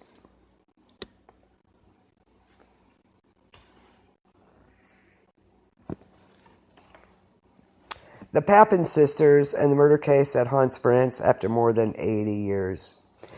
The Papin sisters and the murders for which they were responsible have left a bloody mark in the annals of French criminology. It caught the attention of a significant number of French intellectuals who wrote different analysis of the case or adapted the unfortunate event. Christine and Leah Papin spent their youth around western France. The age difference between them was 7 years, but that didn't seem to influence their bond. They had an elder sister, Amelia, who went on to become a nun in a monastery after her father allegedly raped her. Christine and Leah grew up in a dysfunctional family, witnessing violence and various forms of molestation. As soon as the marriage fell apart, they were both sent to a mental institution to recover from the divorce, which had affected them greatly. They proved to be inseparable, even though they were rarely seen talking to each other. This gave off an eerie impression as the two sisters looked as though they were telepathic. After their release, Christine and Leah managed to obtain work as maids in several households, always insisting on working in a pair.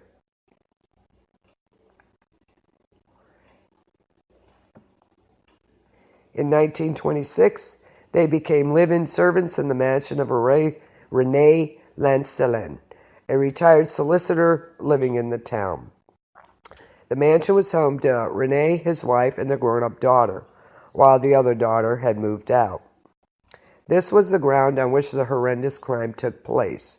The girls were reported obliged to work 14 hours a day, with only a half day off each week. This was seen as normal for house servants, as they were at the Lancelins' disposal for most of the day.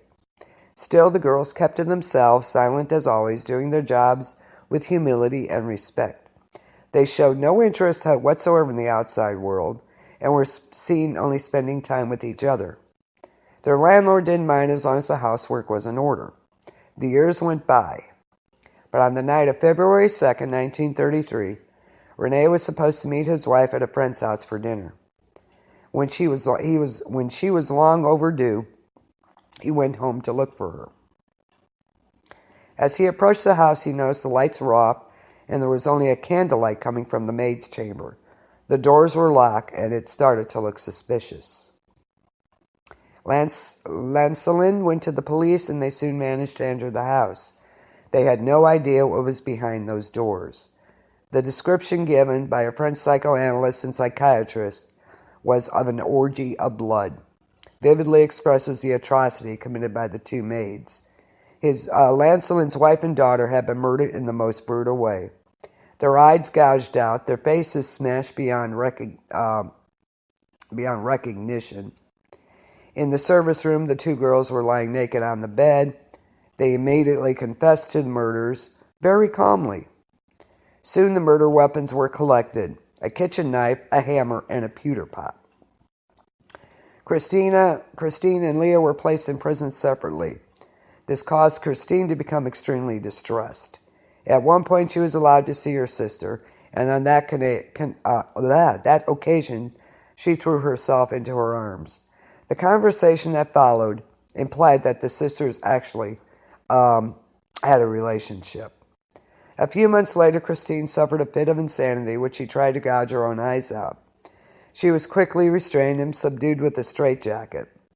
Afterwards, Christine stated to the police she had suffered a similar fit on the day the murders were committed, thus implying her behavior was because of mental illness. As the trial was about to start, the pressure from the public reached fever pitch, and all of France followed it. The case attracted the interest of very intelligent people of the time, as they argued that the murders were a manifestation of the class struggle. Okay. This reflected the poor conditions under which people worked. Wow.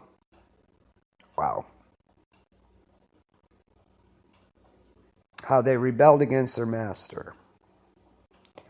That's crazy.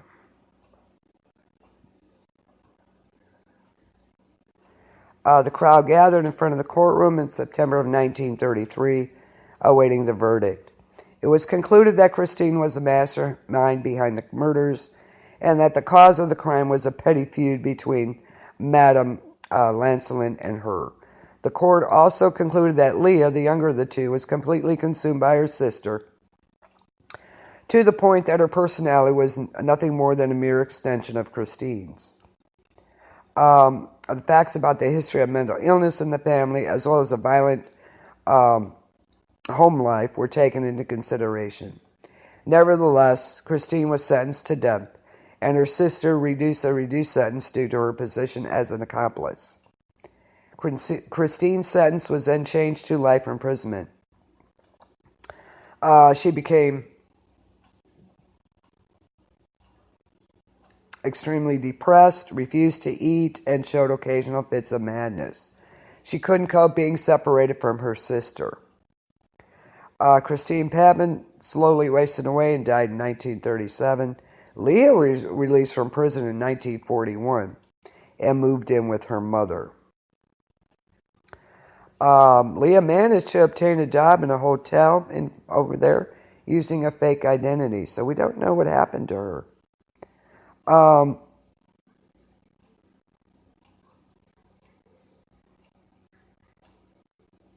So that was the end of that, but that was something that haunted France. They were quite the sisters, almost like twins. You know how they communicate, where you have no idea what they're saying, but they know. Apparently this was the case there. Okay, moving on. Yeah, they were a little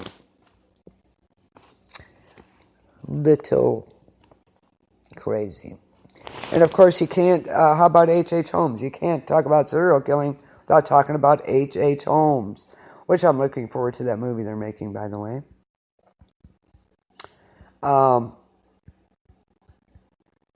This was some character, wasn't he?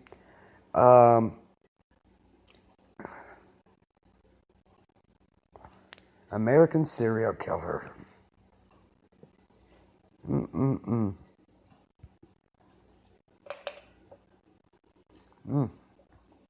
Okay. If you were staying at the World's Fair Hotel, most commonly known as the H.H. Holmes House or Murder Mansion, you might run up a flight of stairs and find that it leads to nowhere. You'd open doors and see only solid brick. You'd enter a bedroom, hear hidden pipes quietly come alive, and smell the gas seeping in. You'd try to run and realize you were locked in. And even if the door opened, you couldn't possibly find your way out. Only H.H. Holmes himself ever knew all the castle secrets, including how many people died within its walls. One of history's most infamous serial killers, Holmes came to Chicago in 1886. He was born Herman Webster Mudgett. Now there's a name for you. He had changed his name to escape previous scandals. Like in college when he worked in the anatomy lab and mutilated cadavers to defraud life insurance companies, or when he was the last person to have been seen with a missing little boy in New York, or when he worked as a pharmacist in Philadelphia and a young customer died after taking pills he had provided. Mudgett skipped town after all these incidents and eventually became Henry Howard Holmes, who soon after his arrival in the Windy City got a job in a drugstore. He was fashionable, bright, and charming, and likable. In fact, at one point in his life, he was married to 3 unknowing women at once. Ugh. In 1877, he bought the empty lot across the street from the store where he worked as a clerk and began construction on a 3-story building, which he said would be used for apartments and shops. The structure was ugly and large, containing more than 100 rooms and stretching an entire block. The first floor was for storefronts, the third floor held apartments, and the second floor and basement held the elaborate horrors for which the H.H. Holmes house is now famous. Holmes switched builders and architects frequently throughout the building's construction, so no one involved was able to realize the gruesome end goal of all the odd parts. The castle was completed in 1892, and by 1894, police would be exploring its winding passages while Holmes sat behind bars. At first, they were confused at what they found. There were hinged walls and false partitions. Some rooms had 5 doors, and others had none. Secret airless chambers hid underneath floorboards, and iron plate-lined walls stifled all sound. Holmes's own apartment had a trapdoor in the bathroom which opened to reveal a staircase, which led to a windowless cubicle. In the cubicle there was a large chute that tunneled through to the basement. And I'll tell you what, it was not used for laundry. One notable room was lined with gas fixtures. Here Holmes would seal his victims, flip a switch, and wait. Another chute, of course, was nearby. All of the doors and some of the steps were connected to an intricate alarm system. Whenever someone stepped into the hall or headed downstairs, a buzzer sounded in Holmes's bedroom. The first clue about the bizarre floor plan's true purpose came to the cops in a pile of bones. Most of them were animals, but some of them were human, so small they had to have belonged to a child, no more than 6 or 7. When they descended into the cellars, scope of the building's hidden horrors was revealed. Beside a blood-covered operating table, they found women's blood-soaked clothes. Another surgical surface was nearby, along with a crematory, an array of medical tools, a bizarre torture device, and shelves of disintegrating acids. Holmes' fascination with dead bodies had lasted long past college, and his surgical skills as well. After dropping his victims down through the chutes, he would dissect them, clean them, and sell the organs or skeletons to medical institutions or on the black market.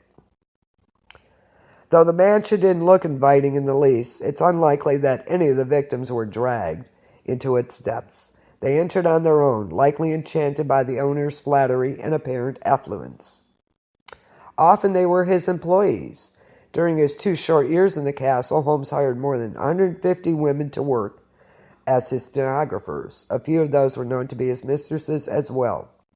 Most of them came from wealthy families, and some never saw their families again.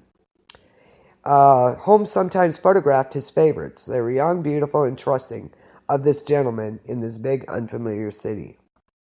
Despite the well-connected women who went missing, suspicions of murder weren't what eventually led to Holmes's demise.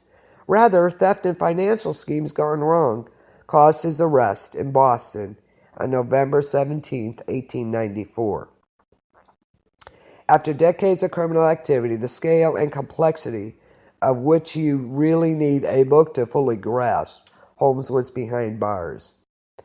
While he was sitting in jail, connections between him and at least one murder were revealed, and a pile of financial charges were obscured by the more sinister accusations. Though he boasted of committing at least 27 murders, because he gave 3 different confessions while in prison, all with contradicting numbers. The true amount of victims was impossible to corroborate because the mansion was specifically equipped for Holmes to disintegrate leftover body parts in acid baths or to burn them in a human-sized stove. In one pile of ashes, investigators found a small gold chain from a woman's shoe. Noting the thousands of people who went missing during the World's Fair, some papers suggest that the actual count of Holmes's victims stretched into the 200s. Holmes would later explain, "I was born with the devil in me. I could not help the fact I was a murderer, no more than the poet can help the inspiration to sing." For the most part, Holmes represented himself at the trial, displaying his classic grace and a remarkable familiarity with law. His charm wasn't enough for the jurors, and he was unanimously sentenced to hang. Very familiar with what could be done to a body after death, Holmes requested that he be encased in cement within his coffin. Before his death in 1896, Holmes had suggested that he was turning into the devil. Even his face was taking on a demonic look. Indeed, when the floor was dropped beneath him, his neck didn't snap. He lay twitching for 20 minutes before being pronounced dead. Dear God. Later, strange fates befell the people connected to the case. The man who had initially tipped off the police to Holmes' illegal dealings was shot by a Chicago police officer. The warden at the prison where Holmes had been held killed himself. The office of the DA, who argued the famous case, caught on fire. The only item to survive the blaze intact was a photo of Holmes. Patrick Quinlan, the former caretaker of the castle, who after Holmes knew the most about the haunted building, committed suicide in 1914. He left a one-sentence note, "I could not sleep." So that was crazy. H. Holmes. Oh my gosh, but it's so fascinating. It's horrible, and it's just, and I don't think these people were, maybe those girls, the sisters were insane, but I don't think most of them were. It's just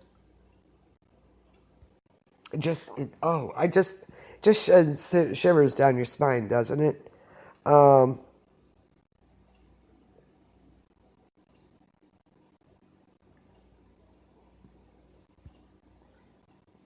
Interesting. I wanted to see what the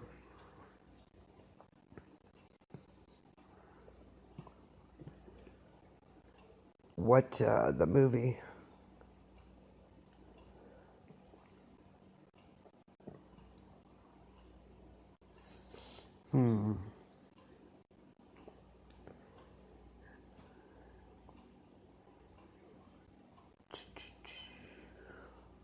Isn't it The Devil in the White City, I believe? I think, is Leonardo DiCaprio the star? No.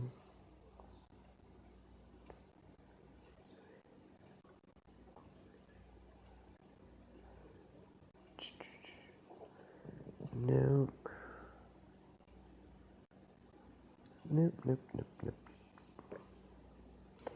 So I'll have to research that movie a little more. But I think Martin Scorsese is directing it. So H. Holmes. Wow. Totally crazy. Totally crazy.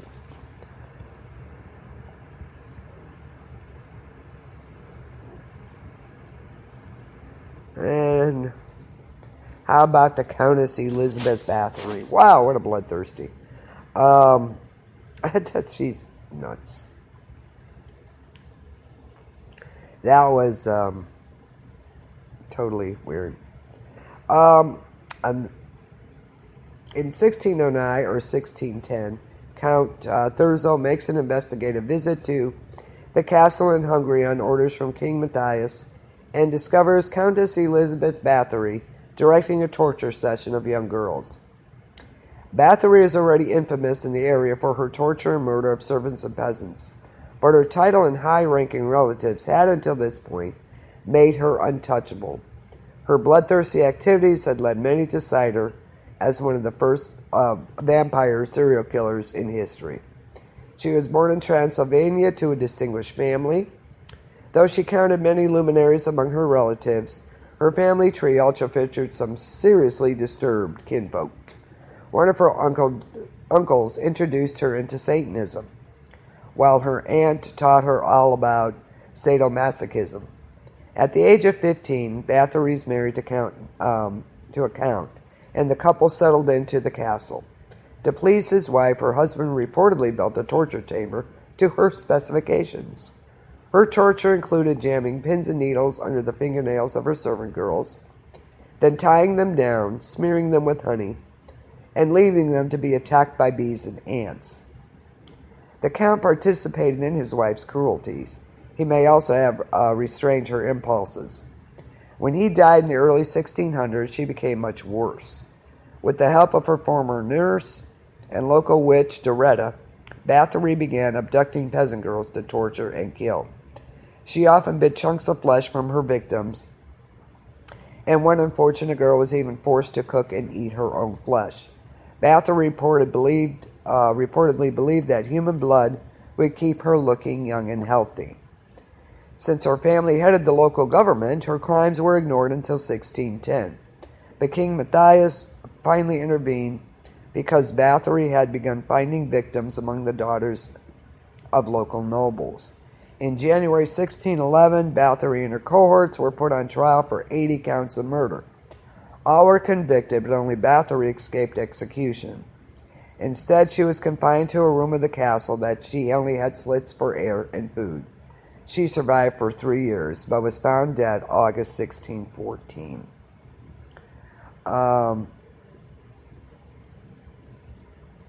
The Blood Countess, as she is known for.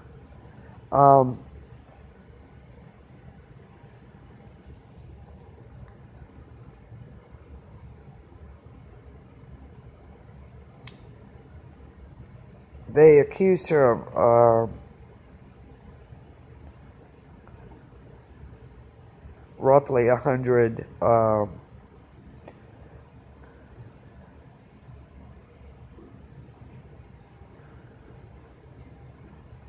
roughly 100 Saw movies worth of torture, basically.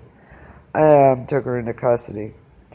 They caught her in the act, finding a freshly buried corpse and a cowering servant, badly beaten but still alive. Wow. This easily puts her the most prolific female serial killer in history, just by the order of the magnitude of this. The low end of her body count was just in the 30s. The high end was 650. All women, of course.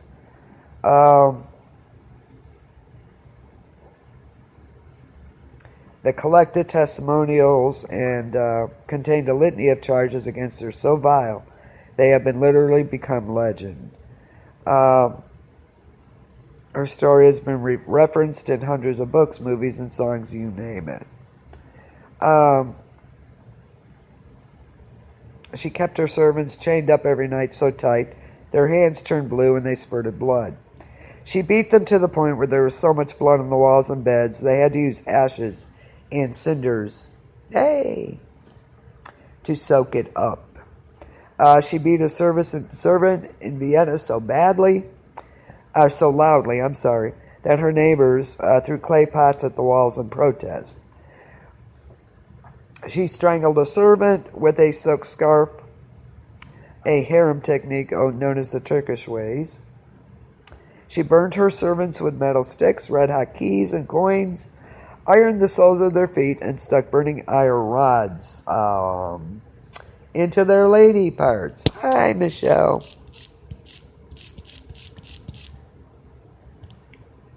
Working hard? I'm sorry.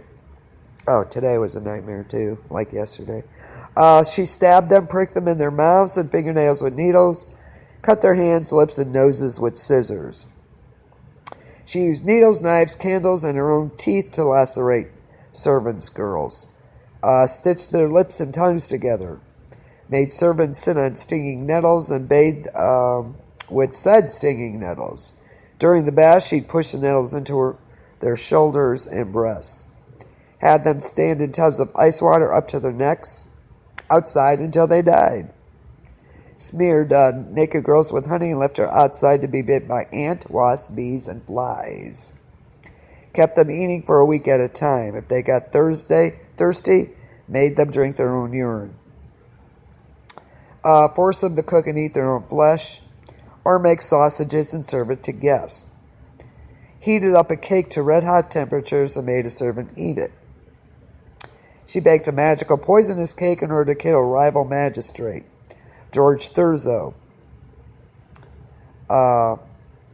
Cast a magic spell to summon a cloud filled with 90 cats to torment her enemies. Hey, that's pretty cool, right? Stuffed 5 servants' corpses underneath a bed and continued to feed them as if they were still alive. Buried them in gardens, grain pits, orchards, and occasionally a cemetery. Sometimes with rites, often without.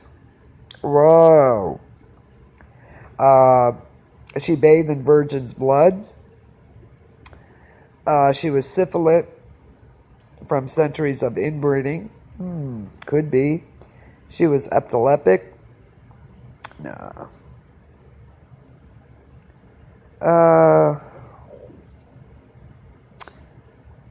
These were some of the added things afterwards. Her female accomplices, all old ladies, first had their fingers torn off with iron tongs, and once fingerless, were bodily tossed into a large fire. Her one male accomplice, being less a participant, was shown a tremendous amount of mercy. He was decapitated. All right. Before they tossed his body into a fire. She was, wow.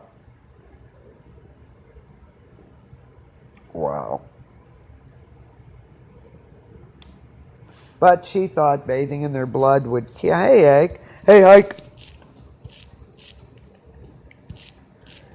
About time you guys got here. I'm almost done now. But she, basically, thought they would keep her young by bathing in their blood.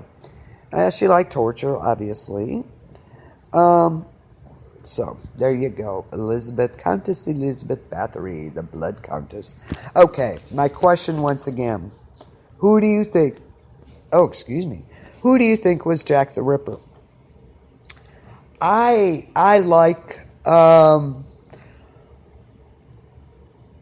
really like From Hell. I know you did. And I know you got to work. You're working, I know.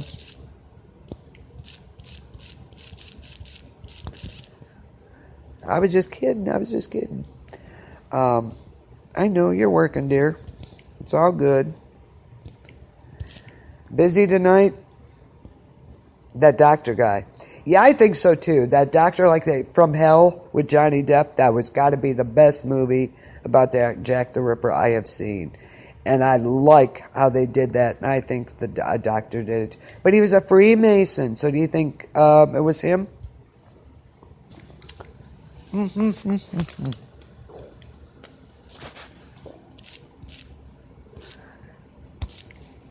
Yeah, I agree. I think it was that doctor guy. He was a Freemason, and Freemasons will protect and punish their own.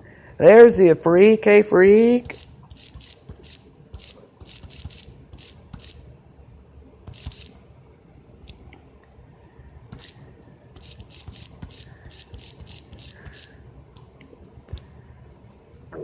Here. Hey, the gang's all here. God, we're all here. Fish sticks, freak, hike, and Alice. Yes, did you? I played the Mad Hatter before. Michelle, Alice's Madness Returns was pretty cool. So we are going to move on. That was Elizabeth Bathory. I saved the best for last, of course. I talked about H.H. Holmes, your favorite character, Chris. How about Jack the Ripper? What an infamous is the best known name for an unidentified serial killer, generally believed to have been active in the largely impoverished areas and around the Whitechapel district of London in 1888. Who did it? Who do you think did it?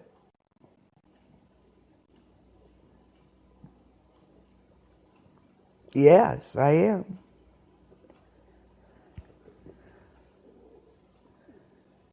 Thank you guys. I agree with. Oh, did you? Did you win anything, or were you just watching? Oh, good night for that. Good night for that. Summer night. I worked, as Michelle is, so I feel her pain.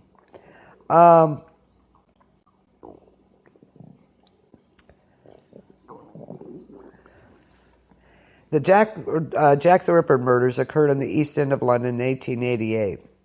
And although the Whitechapel murderer was only a threat to a very small section of the community in a relatively small part of London, the crimes had a huge impact on society. Oh, crash into the stands. The full moon was last week. What's going on this week?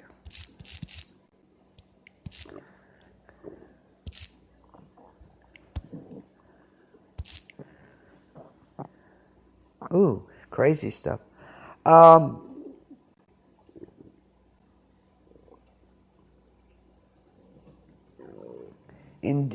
focusing the attention of the press and the public at large on the streets and people of one of London's poorest and most crime-ridden quarters, Jack the Ripper, whoever he may have been, managed to expose the sordid underbelly of Victorian society, and in so doing he helped create an awareness amongst the wealthier citizens of London of the appalling social conditions that had been allowed to develop, largely unchecked, right at the doorstep of the city of London, the wealthiest square mile on earth.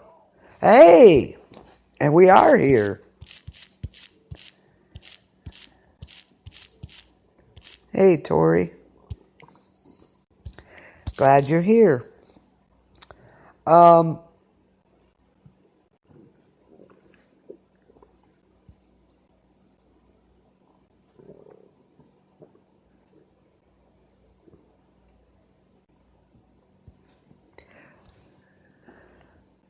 Oh, dear God. Oh, crash out. A fan fell out of the bleachers? Dear Lord. What the hell is he doing? How did he fall out of the bleachers? I'm not sure I want to know. Okay. The attacks typically involve female prostitutes who lived and worked in the slums of the East End of London. Her throats were cut prior to the mutilations. The removal of internal organs from at least 3 of the victims led to proposals that their killer had some anatomical or surgical knowledge. You think? I wonder why he fell out. That was weird. That's what I'm saying. How the hell did he fall out of the bleachers? Wow. I hope everybody's all right. Yeah. How's the race car driver?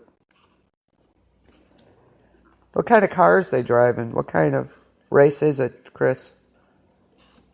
Sprint cars or what? Oh, no. Oh. Ooh, that's not good. Ooh, not good at all. Rumors that the murders were connected intensified in September and October of 1888. Letters were received by, maybe worse. Oh, ouch. Not good.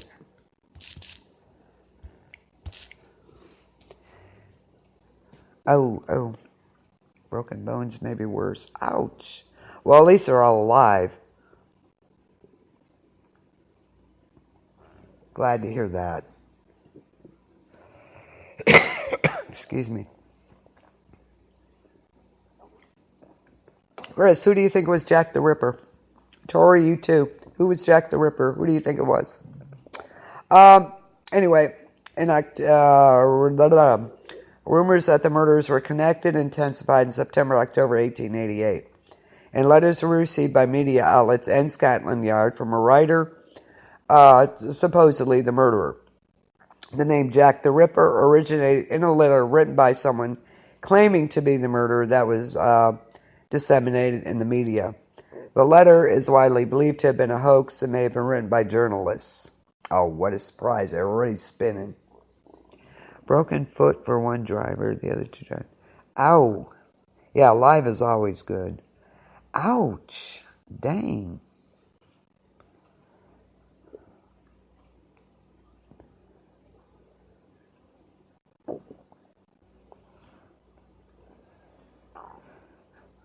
Well, at least they're alive. That's the main thing. Hopefully they'll be okay. Ouch.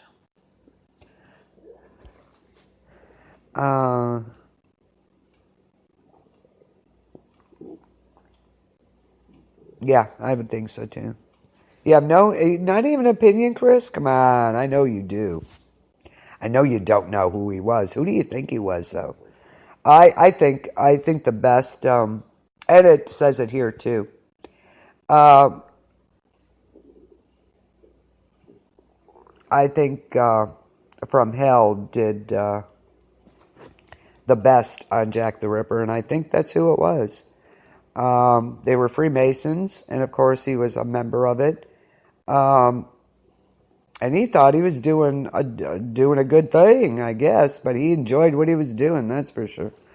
I know you have an opinion on that, come on.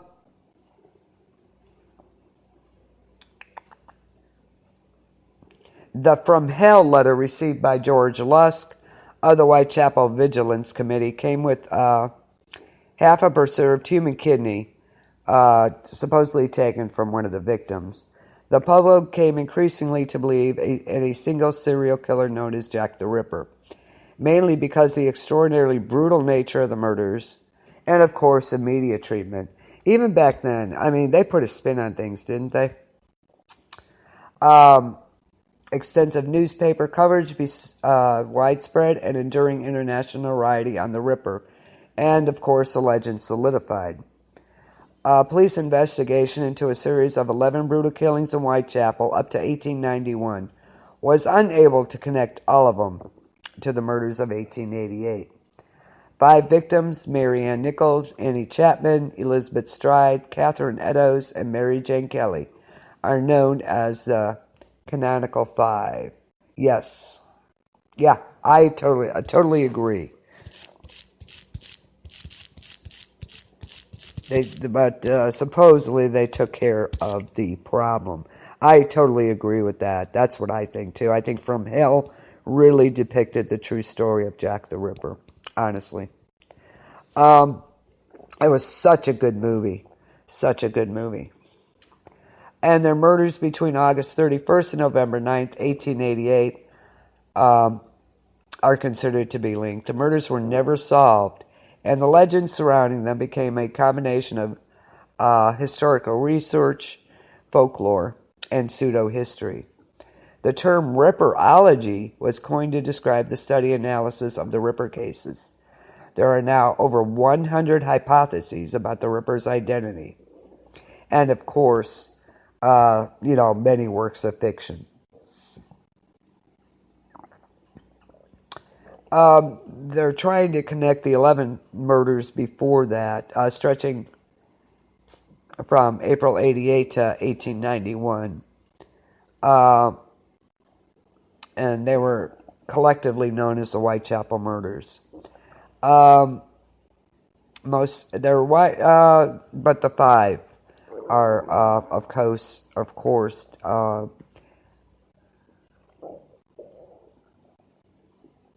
it was Mary Jane Kelly, wasn't it? Mary Jane Kelly. Mary Ann Nichols, Annie Chapman, Elizabeth Stride, Catherine Eddowes, and Mary Jane Kelly.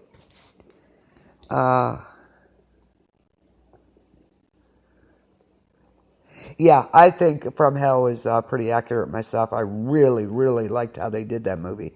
And I think it was true to form. They took care of it themselves, whatever they did with them. So, yeah, I think so too. Yeah, of course they covered up for them. They cover for their own, right? Ike, where are you? We're talking about the Freemasons.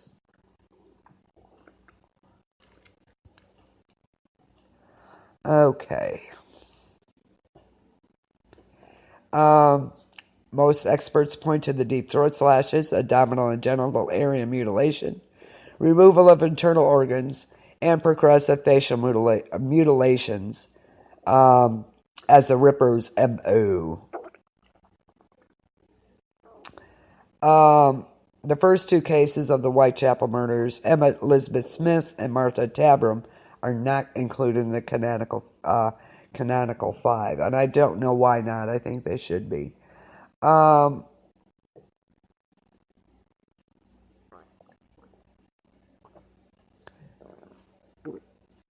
the killer. Oh, I got you.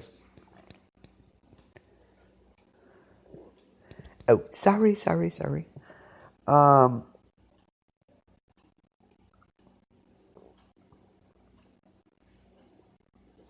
Tabram was killed August 7th, 88. She had suffered 39 stab wounds.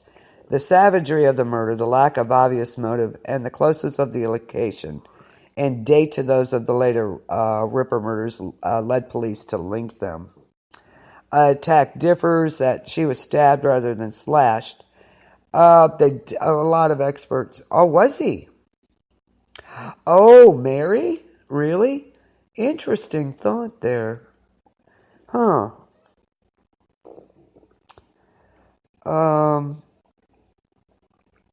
Nichols, Mary Ann Nichols, was discovered August of 1888 in Bucks Row, Whitechapel.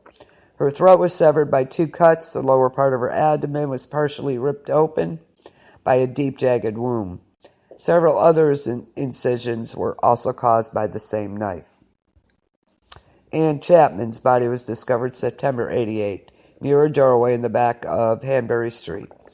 As in the case of Mary Ann Nichols, her throat was severed by two cuts. The abdomen was slashed entirely open. It was later discovered that her uterus had been removed. At the inquest, one witness described seeing Chapman at about 5:30 a.m. with a dark-haired man of a shabby, genteel appearance. Elizabeth Stride and Catherine Eddowes were killed in the early morning September of 88. Stride's body was one clear-cut incision which severed the main artery on the left side of the neck. There wasn't mutilation to the abdomen, has certainly led to uncertainty whether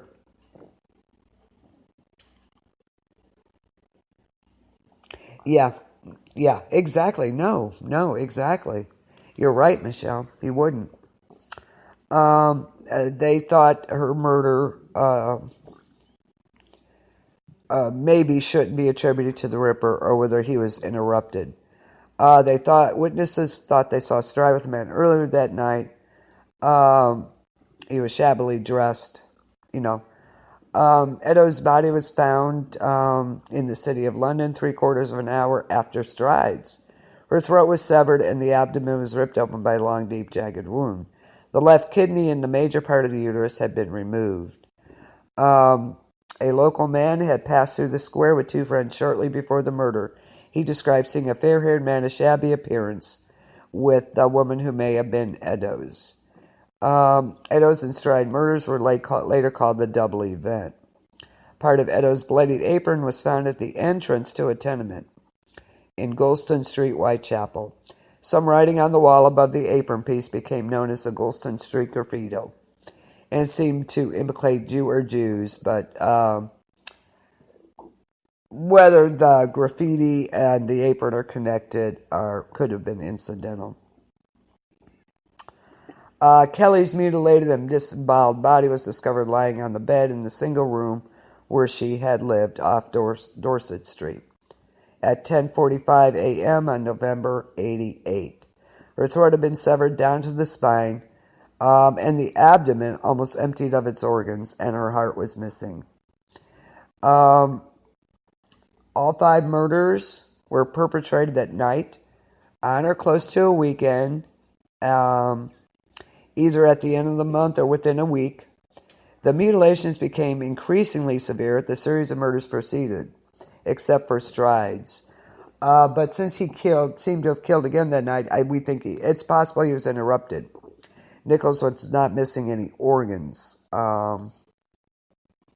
Chapman's uterus was taken, but it seems like he got worse and worse. Kelly's body was eviscerated, her face hacked away.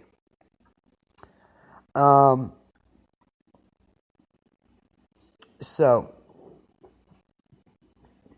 I think there were other cases because it seemed like he was kind of like progressing, experimenting at first and then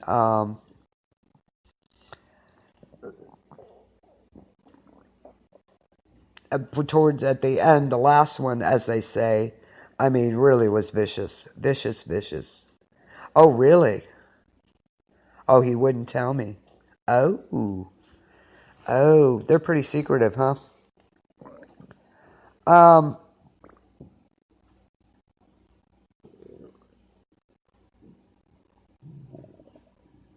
we're going to discuss one more murder after this, but I just wanted to get the Ripper out of the way since he was most infamous. And it was kind of scary that they hadn't caught him. But From Hell, the movie, that actually kind of wrapped it up nice and neat. Kind of nice and neat. The Freemasons take care of their own. That we know for sure. So I do believe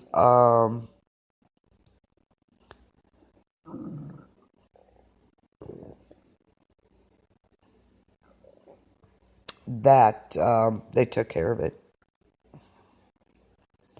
I really do.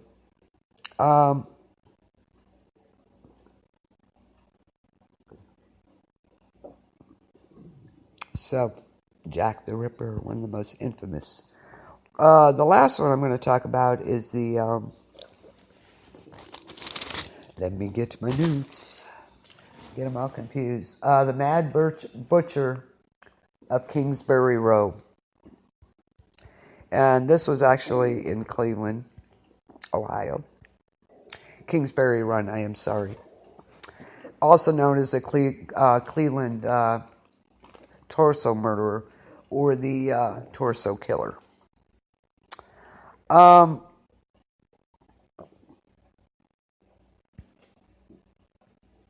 they're pretty secretive. Most of those groups are.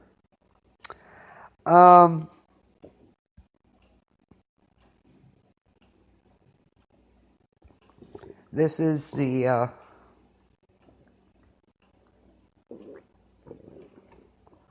Cleveland Torso Murderer. The Mad Butcher of Kingsbury Run. He was an identified serial killer who was active in Cleveland, Ohio in the 30s. This is one of the lesser times that serial killers were around. This was during the Depression era. The killings were defined by the dismemberment of 12 known victims and the disposal of the remains in the impoverished neighborhood of Kingsbury Run. Despite an investigation of the murders, which at one time was led by famed lawman and then public safety director Elliot Ness, The murderer was never apprehended. The official number of murders attributed to the Cleveland torso murderer is 13, although recent research has shown there could have been as many as 20. The 12 known victims were killed between 35 and 1938. Some investigators believe that there may have been 13 or more victims in the Cleveland, Youngstown, Pittsburgh areas between the 20s and 50s. Two strong candidates for addition to the initial list are the unknown victim nicknamed the Lady of the Lake, found on September 5th, 1934, and Robert Robertson, found on July 22nd, 1950. The victims of the torso murderer were usually drifters whose identities were never determined, although there were a few exceptions, victims 2, 3, and 8. Edward Andrassy, Florence Palillo, and Rose Wallace. All the victims, male and female, appeared to hail from the lower class of society, Easy Prey and Depression area Cleveland. Many were known as the working poor who had nowhere else to live but the ramshackle shantytowns in the area known as the Cleveland Flats. The torso murderer always beheaded and often dismembered his victims, sometimes also cutting the torso in half. In many cases, the cause of death was decapitation or dismemberment itself. Most of the male victims were castrated, and some victims showed evidence of chemical treatment being applied to their bodies. They were found after a considerable period of time following their deaths, sometimes a year or more. This made identification nearly impossible since the heads were never found. Often not found, I'm so sorry. Especially since the heads were often not found. During the time of the official murders, Elliot Ness held the position of public safety director. While Ness had little to do with the investigation, his reputation as leader of the Untouchables has made him an irresistible character in the modern torso murder lore.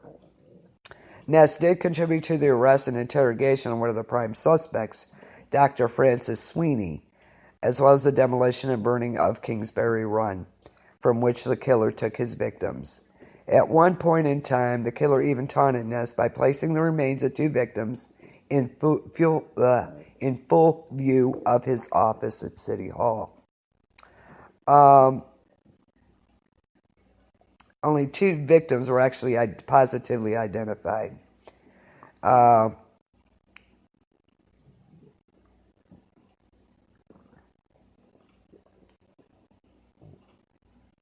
There was one victim estimated between his mid-20s.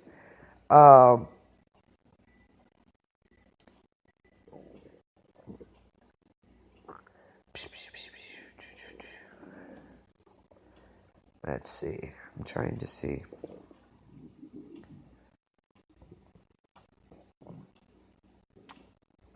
Several non-mechanical victims are commonly discussed in connection with the torso murderer. The first was nicknamed the Lady in the Lake and was found near Euclid Beach on the Lake Erie shore in September of 1934, as virtually the same spot as canonical victim number 7. Some researchers of the torso murders count the Lady of the Lake as victim number 1.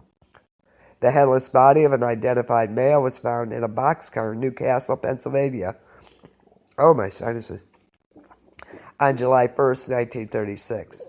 3 headless victims were found in boxcars near McKees Rocks, Pennsylvania, 1940. All bore similar injuries to those inflicted by the Cleveland killer. Dismembered bodies were also found in the swamps near Newcastle between 1921 and 34 and 39 and 42. They referred to him as a murder swamp killer. But there are almost identical similarities between those murders and Kingsbury Run murders, both of which were directly connected by a Baltimore and Ohio railroad line. So, yeah. So they think they were the work of the Mad Butcher Kingsbury Run. The detective at the time was convinced there was a connection, and it ran twice a day between the two cities, and he often rode the rails looking for clues to the killer. On July 22nd, 1950, the body of 41-year-old Robert Robertson was found at a business at Davenport Avenue in Cleveland. Police he had been dead about 6 to 8 weeks and was intentionally decapitated. And, of course, his death fit the profile of the other victims. He was estranged from his family, had an arrest record, and a drinking problem. But, yeah, never found him. Often wonder about that one. So, yeah, who was the Mad Butcher of Kingsbury? One we may never know. Yeah, we may never know.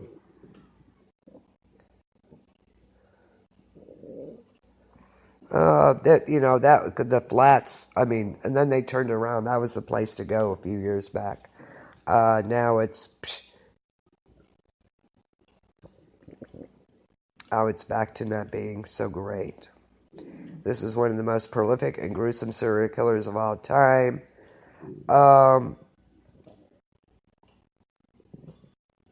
And they were decapitated while they were still alive. They weren't dead first. He just cut off their heads. And the murders ended as abruptly as they had begun. It remains one of the most sensational, intrigued, unsolved crimes.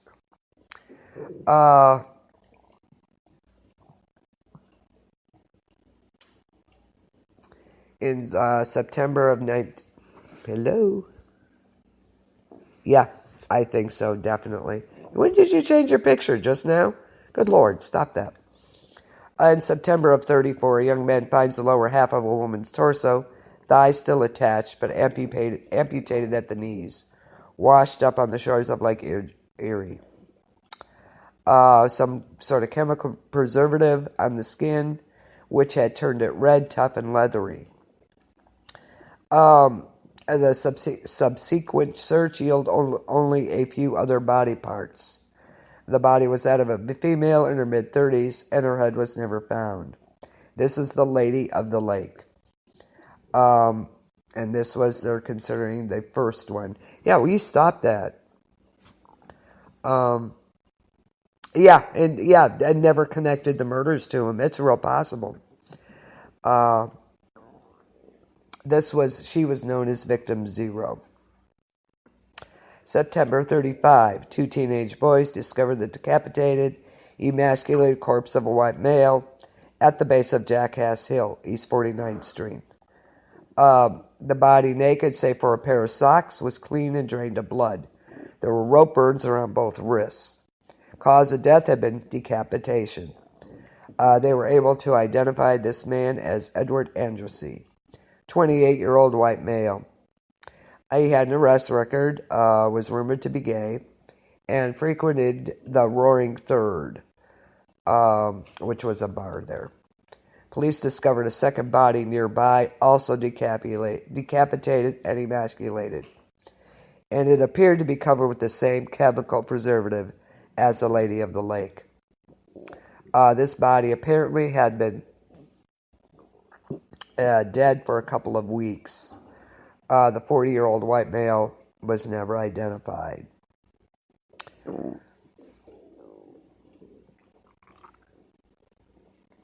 January 36.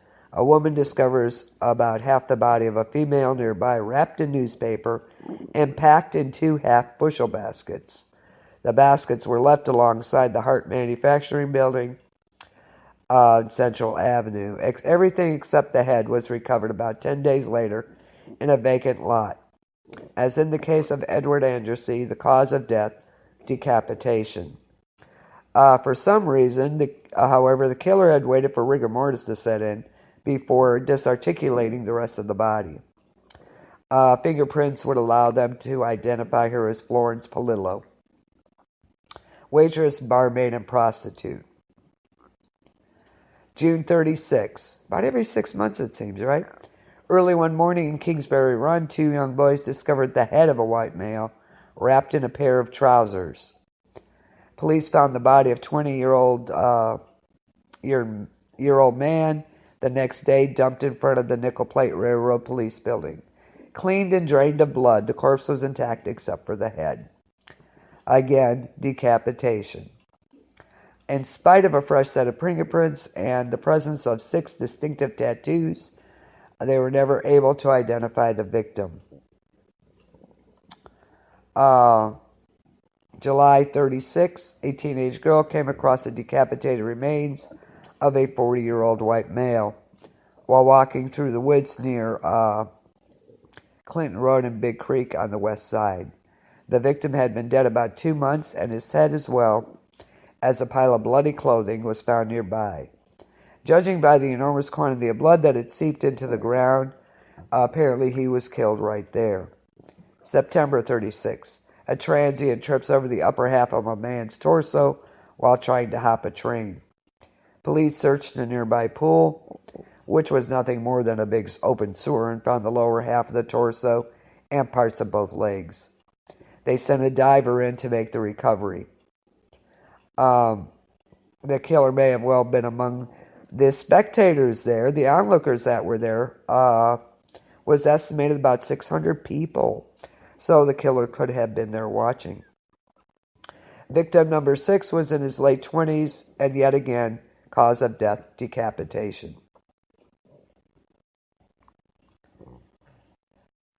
Oh yeah, I agree. But why try to use that chemical? That's kind of a throw off there.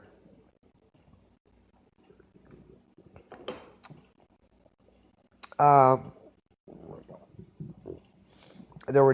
noted there were no hesitation marks in the disarticulation of the body. It was a strong, confident killer, familiar with the human anatomy. The head had been cut off with 1 stroke. The victim died instantly. ID was never made. 6 killings in 1 year. No clues, no suspects. Crazy.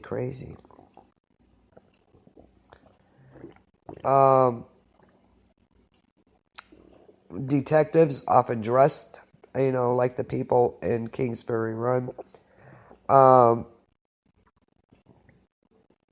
Crazy. February 37. A man finds the upper half of a woman's torso washed up on shore. Unlike all previous victims, the cause of death was not decapitation. This happened after she was already dead. The lower half of the torso washed ashore 3 months later. The woman was in her mid-20s, never identified. June 37. A teenage boy discovered a human skull under the Lorraine Carnegie Bridge. Next to it was a burlap bag containing the skeletal remains of what turned out to be a petite black woman about 40. Dental work allowed for the unofficial identification of one Rose Wallace. July 37. Labor problems in the flats, and the National Guard had been called in to maintain order. A young guardsman standing watch by the West 3rd Street Bridge saw the first piece of victim number 9 in the wake of a passing tugboat. Over the next few days, they recovered the entire body, except for the head, from the waters of the Cuyahoga River. The abdomen had been gutted and the heart ripped out, clearly indicating a new element of the killer's approach. The victim was in his mid to late 30s. No identity. April 38, a young laborer on his way to work in the flats saw what at first he thought was a dead fish of the Cuyahoga River. It was revealed to be the lower half of a woman's leg, the first piece of victim number 10. A month later, police pulled 2 burlap bags out of the river containing both parts of the torso and most of the rest of both legs. For the first time, they detected drugs in the system. Was she an addict, or were they used to immobilize her? The answer may come up when they found the arms. They never did. She was never identified. August 38, 3 scrap collectors foraging in a dump site found the torso of a woman wrapped in a man's double-breasted blue blazer, then wrapped again in an old quilt. The legs and arms were discovered in a recently constructed makeshift box, wrapped in brown butcher paper and held together with rubber bands. The head had been similarly wrapped. They noted that some of the parts looked as if they had been refrigerated. While searching for more pieces, they discovered the remains of a second body only yards away. These two bodies had been placed that was in plain view from Elliot Ness's window. 11 and 12 were never identified. August 38th, Elliot Ness and a group of 35 police officers raid the hobo jungles of the Rudd. Ness's raiders worked their way south through the Run, gathering up 63 men. The shacks were set on fire and burned to the ground. Crazy, crazy. To this day, no one knows who the torso killer is. The Kingsbury Run murders remain one of the most perplexing cases in our nation's criminal history. One thing is very clear. Elliot Ness had a suspect who believed was undoubtedly the killer. And this suspect continued to taunt Ness for years after the killings had stopped. Unfortunately, all official, now this I find strange. Excuse me. Talking too much tonight. One strange thing about all these, all official police records on this case have been lost, destroyed, or removed. Why? Why? Yeah, see, he could have been standing in the, just watching. So, what happened to these documents? They were either destroyed, lost, or removed. That is the torso killer. The Bad Butcher of Kingsbury Run. All these pre-modern serial killers are, wow, their murders, their numbers were, there weren't just, except for Jack the Ripper, but I don't believe he just did those 5. There were other ones. But I believe, like From Hell, really answered a lot of questions. I thought it was well done. Yeah, I totally agree. The killer was most likely there watching, for sure, absolutely. But some of these before the pre-modern history was they were absolutely mind-blowing. The numbers of victims they had. Yeah, this guy had 13, but what about like that Sawney Bean? That there was 48 people in that family living in this cave, and hundreds. They had to kill 6 people a day, just about, to fill their cannibalism. And the women prepared the larder. It was just absolutely mind-boggling that these people did this. And 48 members of that family, because they kept inbreeding there, and they all kept to themselves, and they had hundreds of people they killed and ate. It's just mind-blowing. I hope you enjoyed the show, a 2-parter. God, my sinuses are acting up, and I feel like I'm losing my voice again. So I need to shut up. You're probably tired of hearing about me anyway. So, anyway, that wraps it up for postmodern serial killers. There was a lot more than I had thought. The first, the Hart brothers, they were insane. But they really weren't. They just enjoyed killing. It's just mind-boggling. And the brutality of some of them was just, it just sent shivers down your spine reading some of this. It really did. If you know of anything, let me know. If you want to hear about anything, let me know at KBLP LLC. I'll do what I can to get it on. Next week, we're going to do reincarnation, though. That's going to be fun. But I thought those strange cases of...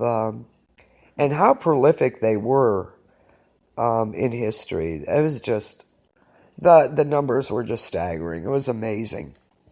So, Hope you enjoyed it. Rundown of the shows. Tomorrow night we'll see. It's supposed to be DWD. Top progressive rock bands. We shall see. I may do it Monday. I have to work again tomorrow. I have to work the next 3 days. It's crazy. But I may do that Monday, so I know you're tired of hearing me. Anyway, oh no, I can't. Monday, the big one. Planet B-O-B, B period, O period, B period. With Michelle and myself. We're doing that. Yeah, the big one. Yes, I can't wait. This one's going to be fun. I can see this one coming. This is going to be fun. I love your ideas about it, Michelle. Totally awesome. Yeah, absolutely. How many there were back then. And that's just the major ones. Never mind your minor serial killers. These are just major people. You're welcome. Very welcome. I'm looking forward to it. It's going to be fun. I may do DWT Tuesday then. Because I got to get ready for Monday, and we shall see. Wednesday, join Michelle and myself. Hopefully we'll get it together here, where I won't fall asleep and then wake up, and then she won't fall asleep and wake up, or whatever was going on this past Wednesday. It was crazy. But join us for Hump Day Humor Wednesday morning. Yeah. We were kind of crossing, she'd fall asleep, I'd fall asleep, or whatever. It was just a crazy day, and then I had to work. So, anyhow, let's see, where was I? Oh yeah, and Wednesday night, I think, I'm not sure. Yeah, no, we could do that, couldn't we? Oh, we'll see. Anyway, yeah, we're kind of. No more heavy. Let'll be quiet over there. Hey, I had some people who liked it. Be quiet. We'll do hip hop in the future, I promise. Oh my God! All of a sudden, my sinuses are like, oh goodness. So Wednesday night, you're darn right. Metal rules, Jack. Wednesday night, we'll see. Next, the following week, Wednesday, though, I'm going to do a pre-show on the Fear of the Walking Dead. Going to kind of recap and get us got up to date so we can go right into second half of the season, August 12th. So be tuned for that. Oh my gosh. Thursday. Ooh. Encounters. We're going to do reincarnation. Do you think you had a past life or lives? Let me know. That'll be a good discussion. But I think I may do it Tuesday. That'll be the top progressive rock bands. So there's all these subgenres of music. It's really turning out to be quite interesting. Who knew? I sure didn't. But doing all this research, I'm finding a lot of things out. So I have all more useless knowledge. So anyway, Thursday reincarnation. Then after me on Encounters, join Lolita's band Jam for hip hop, underground music, and new artists. She has quite a following, so check it out. Okay. Friday Hollywood Review. Yeah. Oh, yeah. There you go. She's got to do WTF, too. I love that. That's a great show. Just do it. Yeah. She will do it. Yeah. Yeah, she does. It's totally awesome. She has a good following. You need to check that out, Tori. Lolita's Jam on Thursday nights. It's after me. I'm not sure when she's on. Yep. Yeah, she does. Yep, do WTF. I love it. Let's see. Where was I? Oh, yeah, Hollywood Review. And then, Michelle, I wish you were here. Freaks in the Basement on after Hollywood Review with our biggest freak, Chris Stevens. What?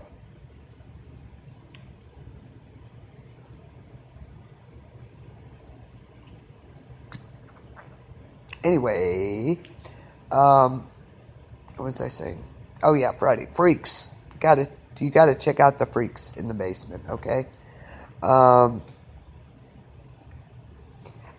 She had some great music on last night. But yeah, thank you, Michelle. She's doing Freaks in the Basement.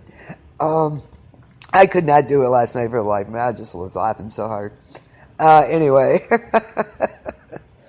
Michelle does it so well.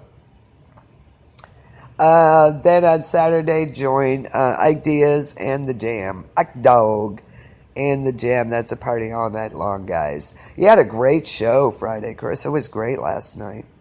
Today is Saturday, isn't it? I don't even know what the hell day it is. Oh, yeah, it is. Yeah, it was a great music last night. It was good. Yep, she's got it. No, just do the Freaks part. I do the in the Basement. So we got this down pat pretty well. Okay. Oh, my gosh. So let's just get through the week, right? I can't believe, it's August already. Crazy. Summer's almost over. Yeah, they are. You better get those little shits under control.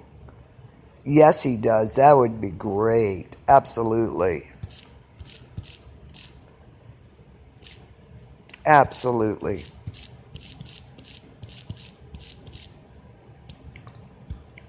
Absolutely. An off freak show. Oh, you're welcome, Chris. It was really good. Progressive rock band should be interesting this week. So we shall see what we shall see. Yeah, so Freaks. Oh, Fear the Walking Dead. The Freaks the Walking Dead, yeah. Fear the Walking Dead, a couple of weeks will be on, but the week before we'll do a kind of a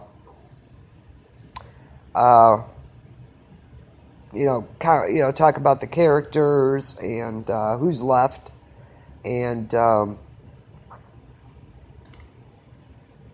recap the beginning of the season.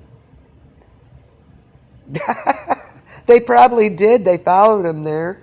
See, Chris, that's what you took the Freaks with you. They followed you there.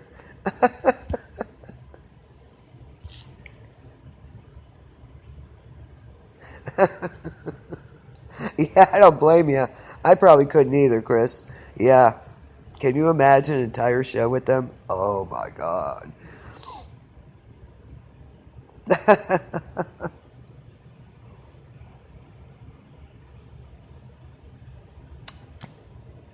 Even 30 minutes. Oh, it would be awesome. Absolutely. Absolutely. So that's the rundown of the shows. Hope you enjoyed tonight's show. Part 2 of the serial killers. Interesting. I can't wait for the H.H. Holmes movie. I really can't. But yeah, 30 minutes would be awesome of the Freaks. I'd be dying. No doubt. And them and their porn and cookies. How about coffee? That would be great. Make sure they have coffee, too. Apparently they were, Chris. Apparently. That kind of help nobody needs, right?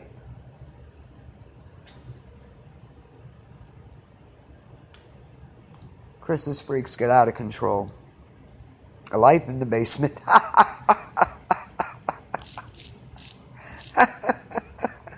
I like it. Life in the basement. Life with the Freaks. I love it. Life in the basement. That works. That's great. Insanity in the basement. Yeah, that's more like it, right?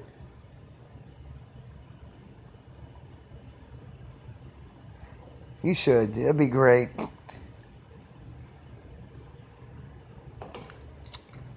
I like Life in the Basement. It makes it appear normal, and it's far from it.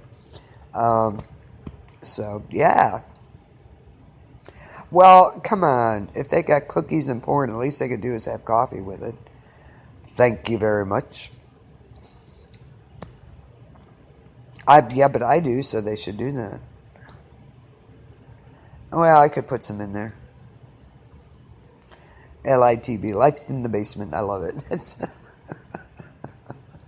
I think that'd be a great title for that, for a show like that. That would be Life in the Basement. Sounds like a family show, don't it? Total opposite.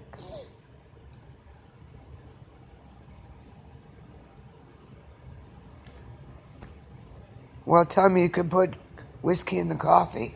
I'm just saying. So, you could put whiskey in the coffee.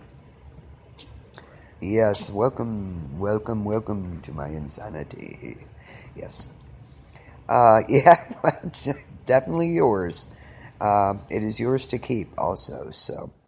All right, going to wrap it up here. Got a little more music to play. So shout out to KBLP LLC. You want to check out some of the podcasts, that's the place to check it out. You have suggestions for shows, please, if you do, for Encounters or DWD, Decades with Denise, please let me know. I'd be glad to try and get it on. Oh, have people visit Mother Nature. Oh, I love it.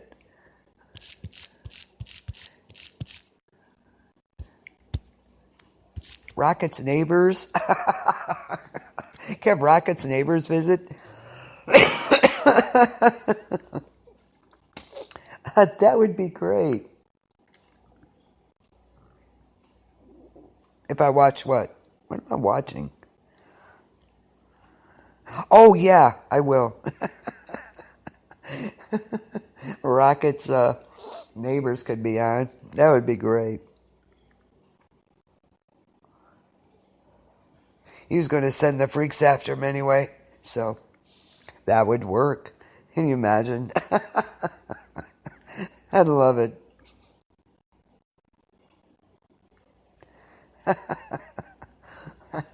Perfect. I love it. Anyway, shout out to KBL. Yes. I thought of it after you said it. I was like, what? Oh, yeah. Yes, I will. Where was I? I don't even remember now. I'm tired. I probably tired you guys all out too, listening to me. So anyway, shout out to True Horror Junkies, Walking Dead Freak Show, planted B period O period B period on Facebook. And please use the periods or I don't know where you're going to end up. So yeah, that would be great. So shout out to those. Art of Darkness, Survivor Wolves with Mike Ronan, Conflicted Scenarios with Julie Kinney. So check those out. Totally awesome. Who else? Did I miss anybody? Shout out to you guys for being here. Thank you. I'm trying to think if there's anybody else. True Horror Junkies. King Horror 3-Ring Circus, King Barker and Beyond. Don't mean to forget you guys sometimes. My mind is like, I just zone out for a second. Been doing that a lot lately, so. Anywho, I think that does it. I got that. Walking Dead Freak Show. That was the second one I did, so never forget that one. Oh, did you hear, Michelle? I was so sad. I got to put a post in there for you.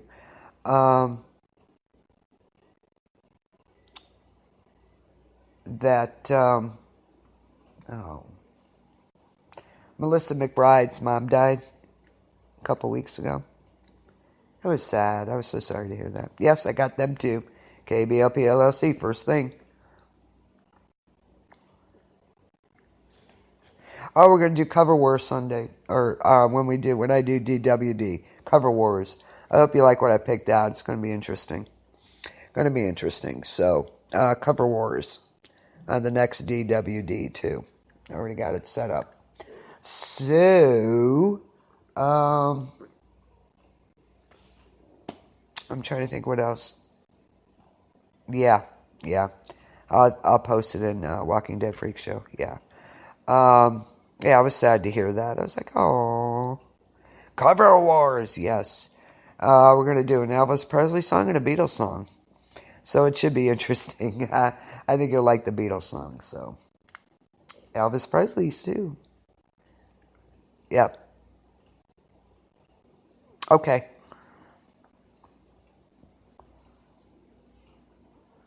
But if any ideas for any of these shows, let me know at KBLP LLC. Yeah, I'm excited. They should be good.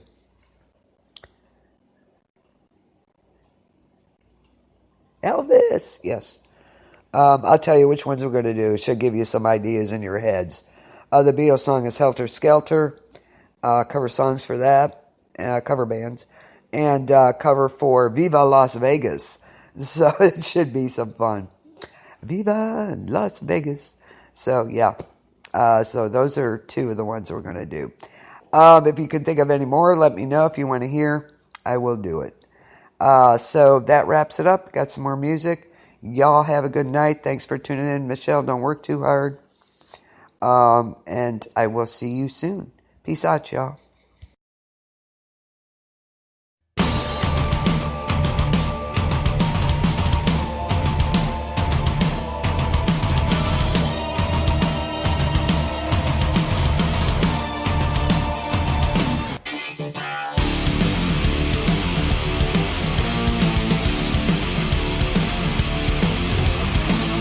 In the daylight, I'm your sweetheart. Your goody two shoes prude is a work of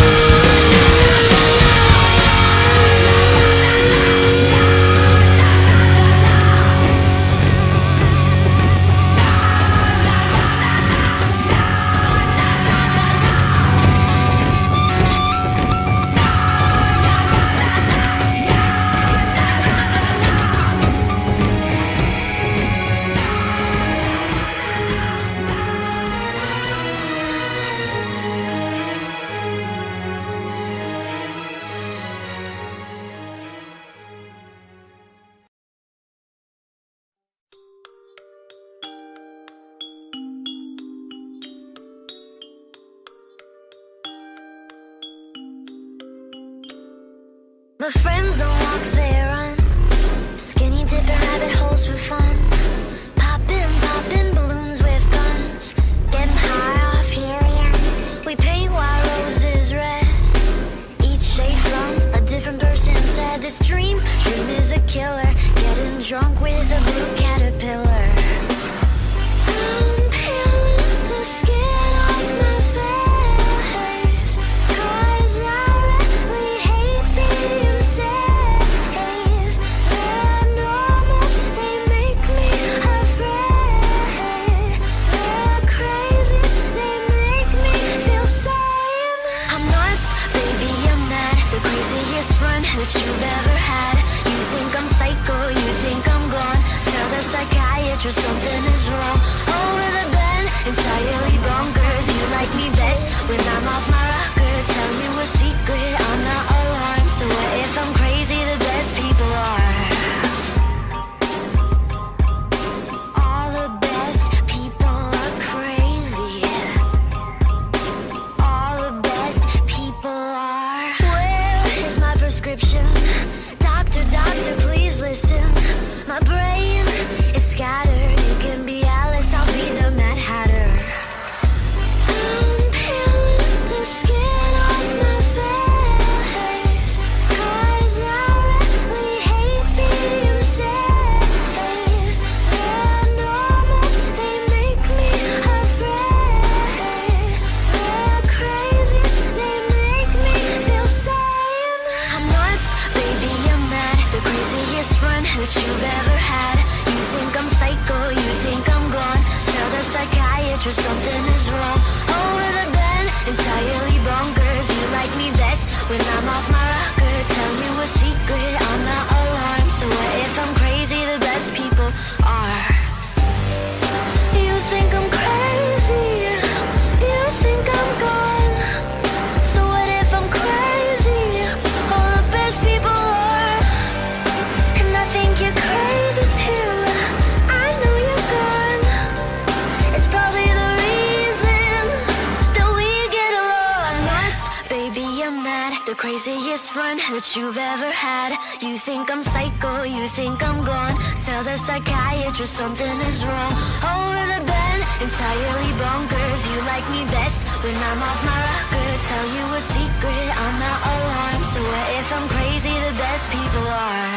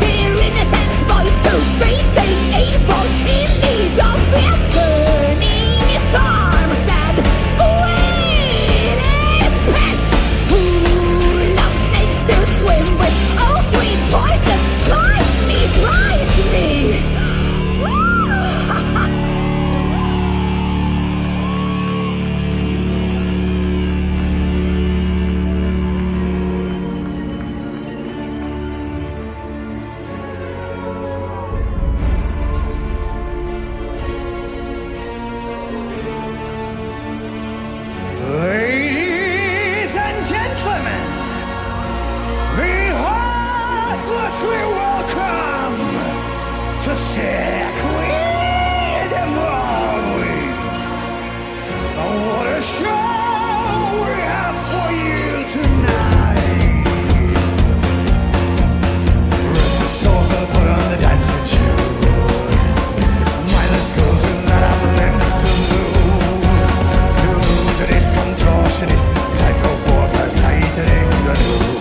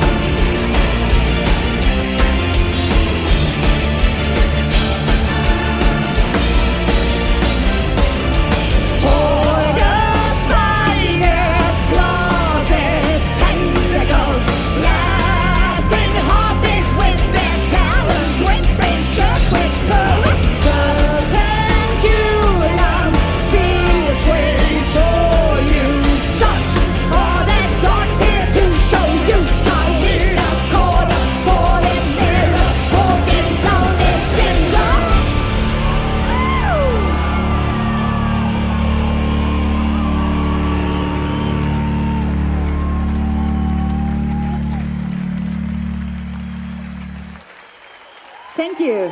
Kiitos. Kiitos!